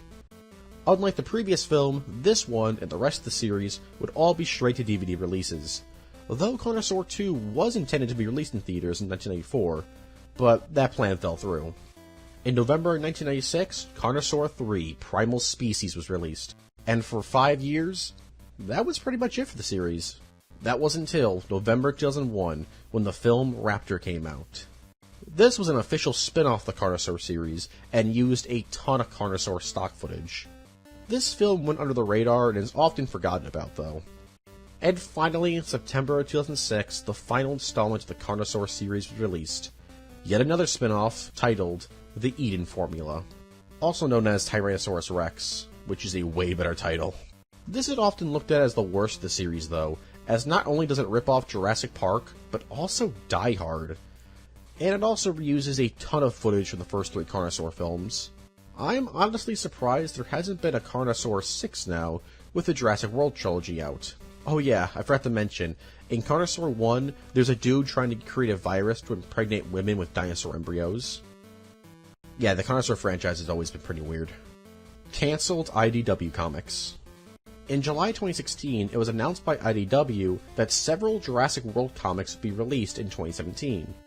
Jurassic fans were hyped up, as the last comic released was in 2012, so they'd gone like 4 years without a single comic. And since that announcement, they've gone a decade without a single comic. Yeah, strangely, no Jurassic World comic was released in 2017. And it wasn't even like they were announced to be cancelled by IDW. They just didn't release. No art of them exists to the public, and IDW just pretends as if they never made this announcement. It's really weird. Malia Scotch Marmot's Jurassic Park script. After Crichton's Jurassic Park script was rejected, Malia Scotch Marmot was brought on to rewrite it in 1991. This script was interesting to say the least. It drops both a copy opening from the novel and the raptor opening from the film that we ended up getting in favor of Amber being looked at via microscope. The film also has a completely different ending where Muldoon lives and escapes the island with Grant, Ellie, and the kids, while John Hammond walks off into the wilderness, refusing to abandon the park, only for the final scene of the film to be him collapsing on the ground, drowning in a puddle as a mosquito drinks his blood. Also, the T-Rex in the film tries to attack the helicopter as it's taking off, even biting down on it at one point. There's a lot of changes here, but what's easily the most interesting one is how Ian Malcolm doesn't exist. In the film, Ian Malcolm and Dr. Grant's characters were actually merged together as one character, with the character ultimately taking the name of Dr. Grant instead of Ian Malcolm. Original casting. The Jurassic Park franchise, like all films, had many different actors either offered roles or auditioned for roles but didn't get the part. Here's some of the more interesting casting history. For the role of Dr. Grant, both Harrison Ford and William Hurt were offered the role. For Ian Malcolm, Jim Carrey auditioned for the role, but lost to Jeff Goldblum. For Ellie Sattler, Robin Wright was offered the part, but turned it down, while Gwyneth Paltrow and Helen Hunt auditioned. For John Hammond, Sean Connery was considered for the part. And finally for Owen Grady, Josh Brolin was offered the role, but turned it down. John Krasinski was also in talks to potentially play Owen. Well, he was in talks to play a dinosaur tamer in the film that I assume eventually evolved into Owen. Hop On promotion. In promotion for Jurassic Park 3's home media release, Universal made a deal with the cell phone company Hop On to produce, quote, the world's first disposable cell phone, which would be available as an in-package offer once you bought the film. Out of the 5,000 cell phones produced, only 1,000 of them were actually redeemed. But out of the 1,000 cell phones redeemed, 0 actually made it to their winners, as the promotion was cancelled because the handsets couldn't be finished on time, though there were sample phones shown off that were actually just modified Nokia handsets, but yeah, that whole situation was a mess. But don't worry though, the 1,000 winners instead received a $30 check and a free DVD. There was also a promotional video made for it, which I'll put in the description below because it's pretty funny. But in the video, a Hop-On executive tells you not to throw away these disposable cell phones, because they'll one day become collector's items. So you know, the first disposable cell phone you shouldn't dispose of. Amanda Kirby made the Indominus Rex. So this is a really weird theory that Amanda Kirby from Jurassic Park 3 is responsible for the creation of the Indominus Rex. This is because she fails to close the pterodon aviary, which causes the pterodons to escape, which then leads to Vic Hoskins leading a team to Isla Sorna to wipe out the JP3 pterodons, in between JP3 and Jurassic World. This led to Vic gaining trust from Injit and Mizrani, and was then put in charge of their security, which of course led to him working with Dr. Wu to create the Indominus Rex. So the theory is basically saying that Amanda Kirby failing to close the aviary created a series of events that led to the Indominus Rex's creation. This is one of those fan theories that's like true, but they're not really significant at all. Like technically you could be like, the real villain of Star Wars was Palpatine's parents, because if the parents didn't have Palpatine, then the Clone Wars, the Empire, the First Order, Sith Eternal, Order 66, and Vader, etc. wouldn't have happened.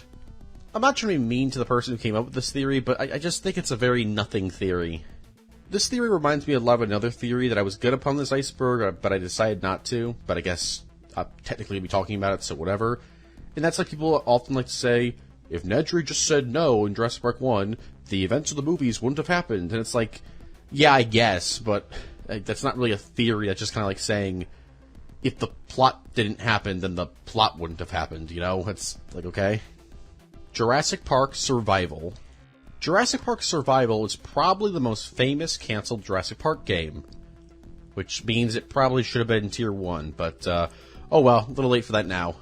Being developed by Savage Entertainment, Jurassic Park Survival, or Jurassic Park X as it would have been called on the Xbox for some reason, was a movie tie-in game for Jurassic Park 3 and had the potential to be one of the best games in that console generation. Story-wise, you'd play as a dude named David Vaughn, trapped on Isla Sorna, after being sent out by the US government to research the dinosaur behavior and population on Isla Sorna.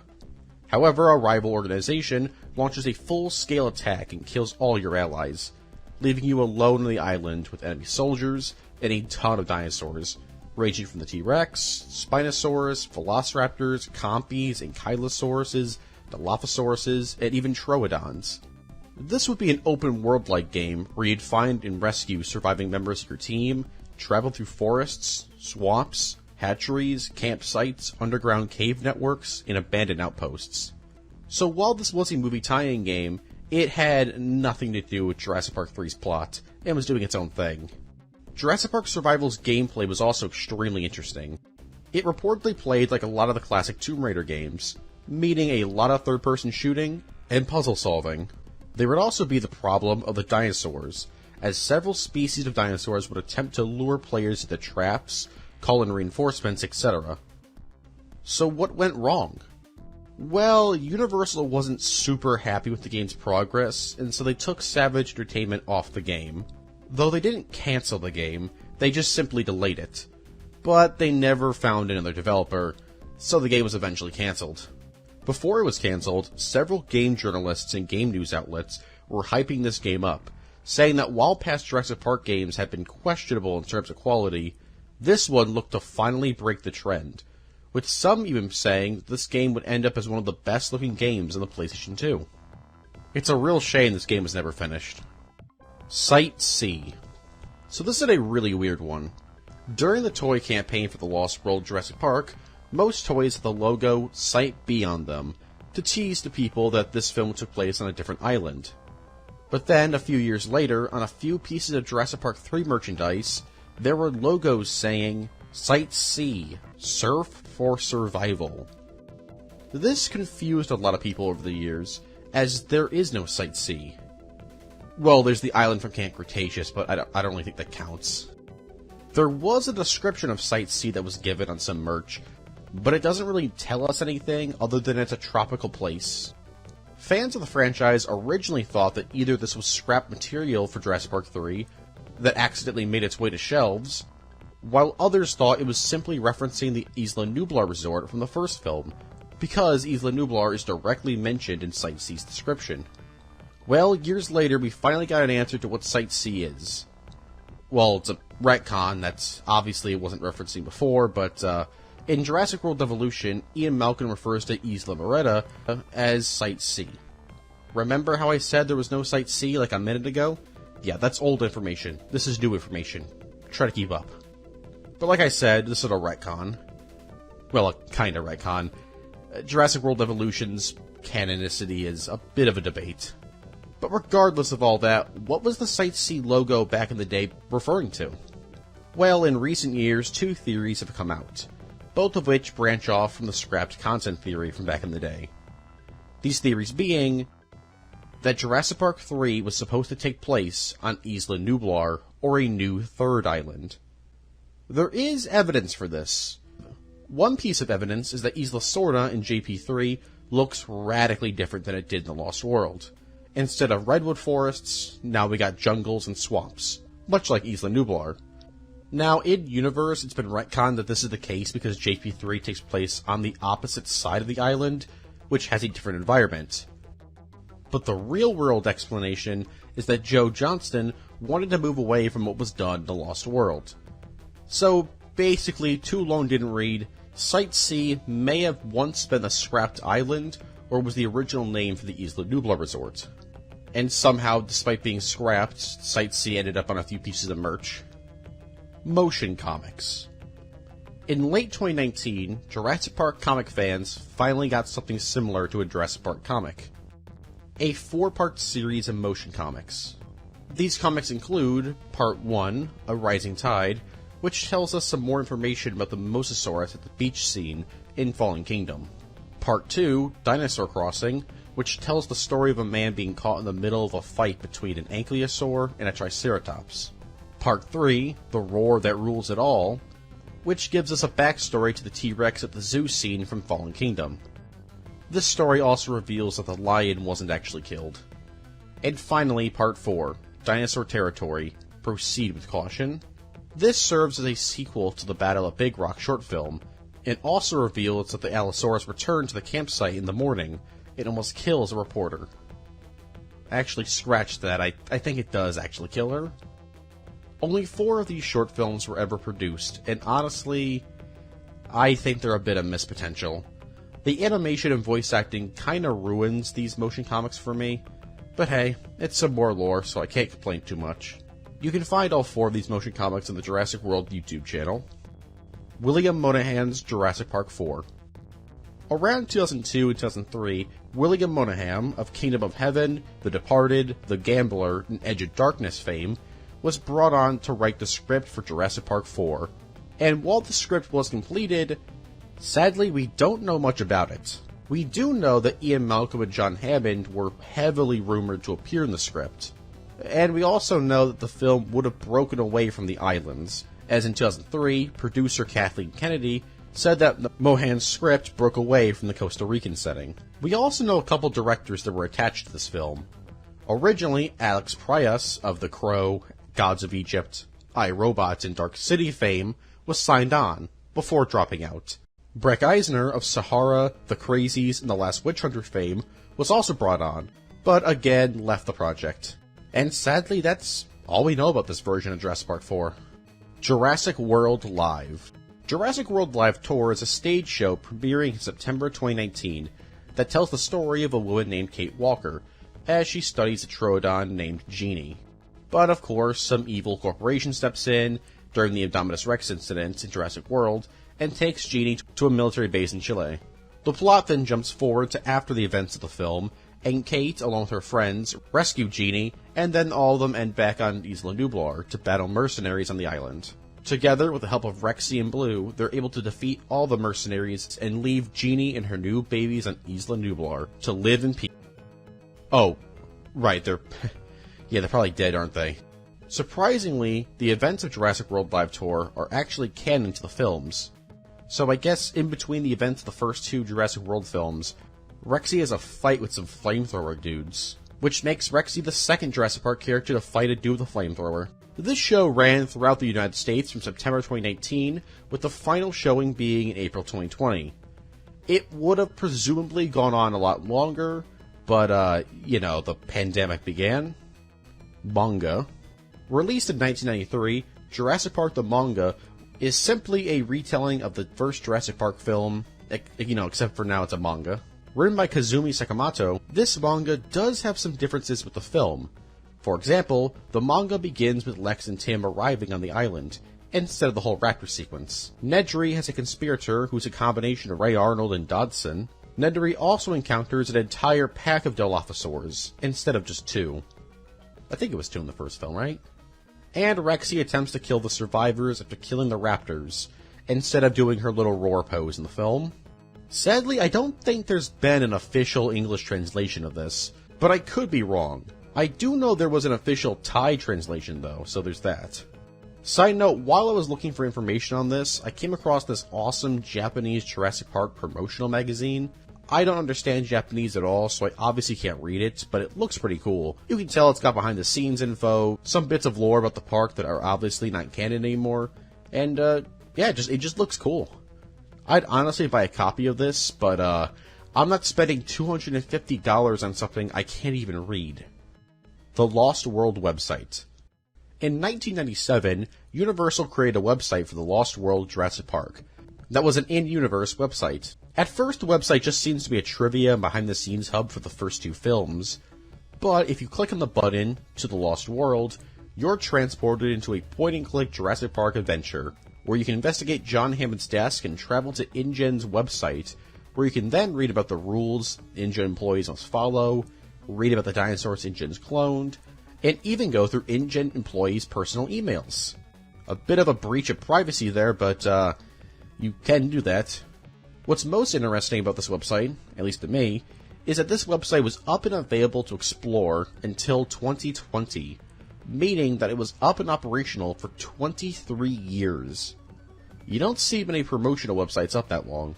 Thankfully, the Wayback Machine was able to archive the website, or at least most of it, so you can go and explore it that way. Jurassic Park Aftermath.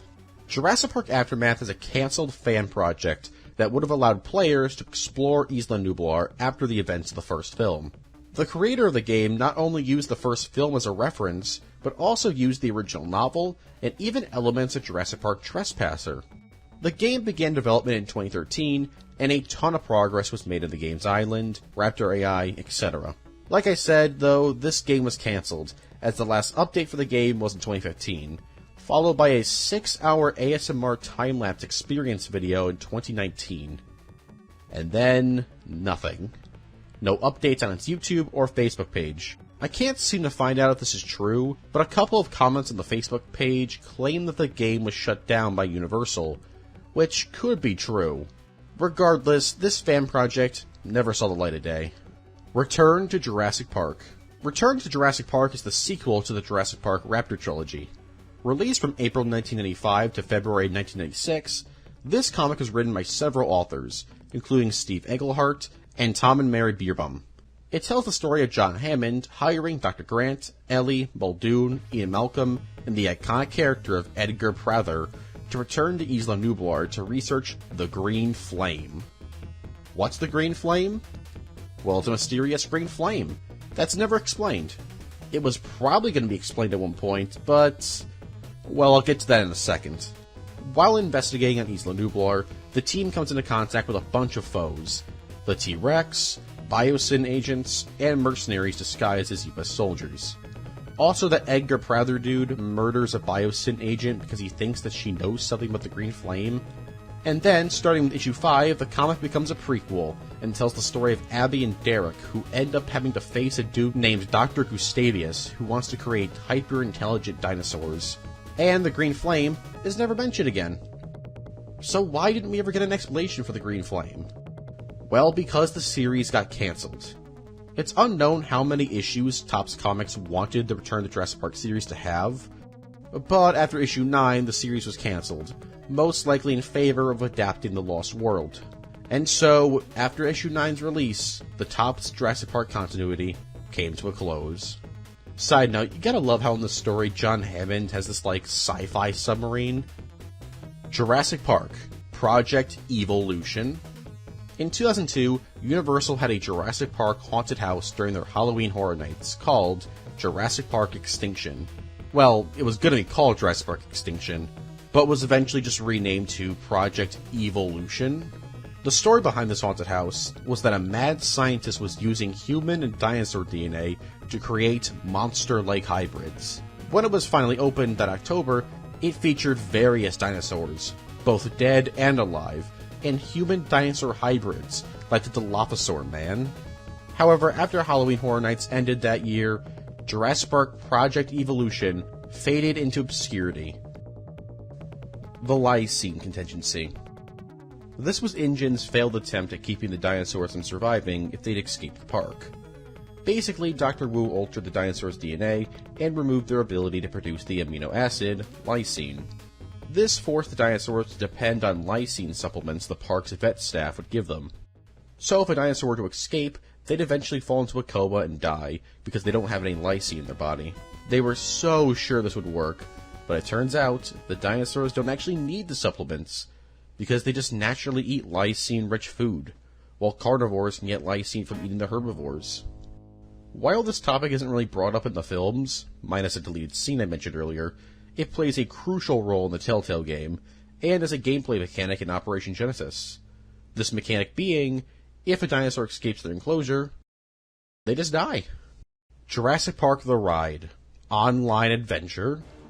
Jurassic Park The Ride Online Adventure was a flash promotional game created by Universal to promote Jurassic Park The Ride, and it's rather infamous for being really scary. Well, not to adults, probably, but for kids, this is pretty scary. The game has you walking around corridors in almost complete silence with no music. all while knowing there's a velociraptor lurking around trying to kill you. The game's plot has you playing as the park manager when a disgruntled employee sabotages the park and releases a velociraptor, which results in the building you're exploring to be pretty much abandoned. The game is filled with creepy moments that would probably traumatize me if I played it as a kid. Here's two of them. Warning, one of them is a jump scare.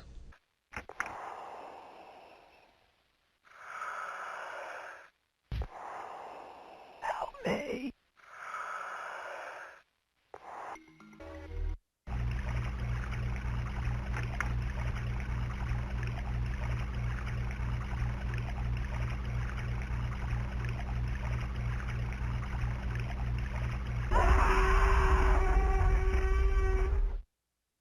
It's a really interesting game that I think every Jurassic Park fan should play, since it's like one of 2 Jurassic Park horror games out there. Trespasser, Secret Ending. During the level Ozymandias in Jurassic Park Trespasser, if you instantly turn around when starting the level and turn on the Bones cheat code, you'll see an invisible walkway. If you follow it, you'll be warped to an abandoned outpost at the top of a mountain, where John Hammond will then read out the poem Ozymandias. The game will then abruptly end. To tell you the truth, this ending's kinda haunting, especially since you can find a random dead body on the mountain. Feels almost like you're not supposed to find this. From an antique land, who said, 2 vast and trunkless legs of stone stand in the desert. Near them, on the sand, half sunk a shattered visage lies, whose frown and wrinkled lip and sneer of cold command tell that its sculptor well those passions read which yet survive, stamped on these lifeless things, the hand that mocked them and the heart that fed. And on the pedestal these words appear: my name is Ozymandias, King of Kings. Look on my works, ye mighty, and despair. Nothing beside remains. Round the decay of that colossal wreck, boundless and bare, the lone and level sands stretch far away.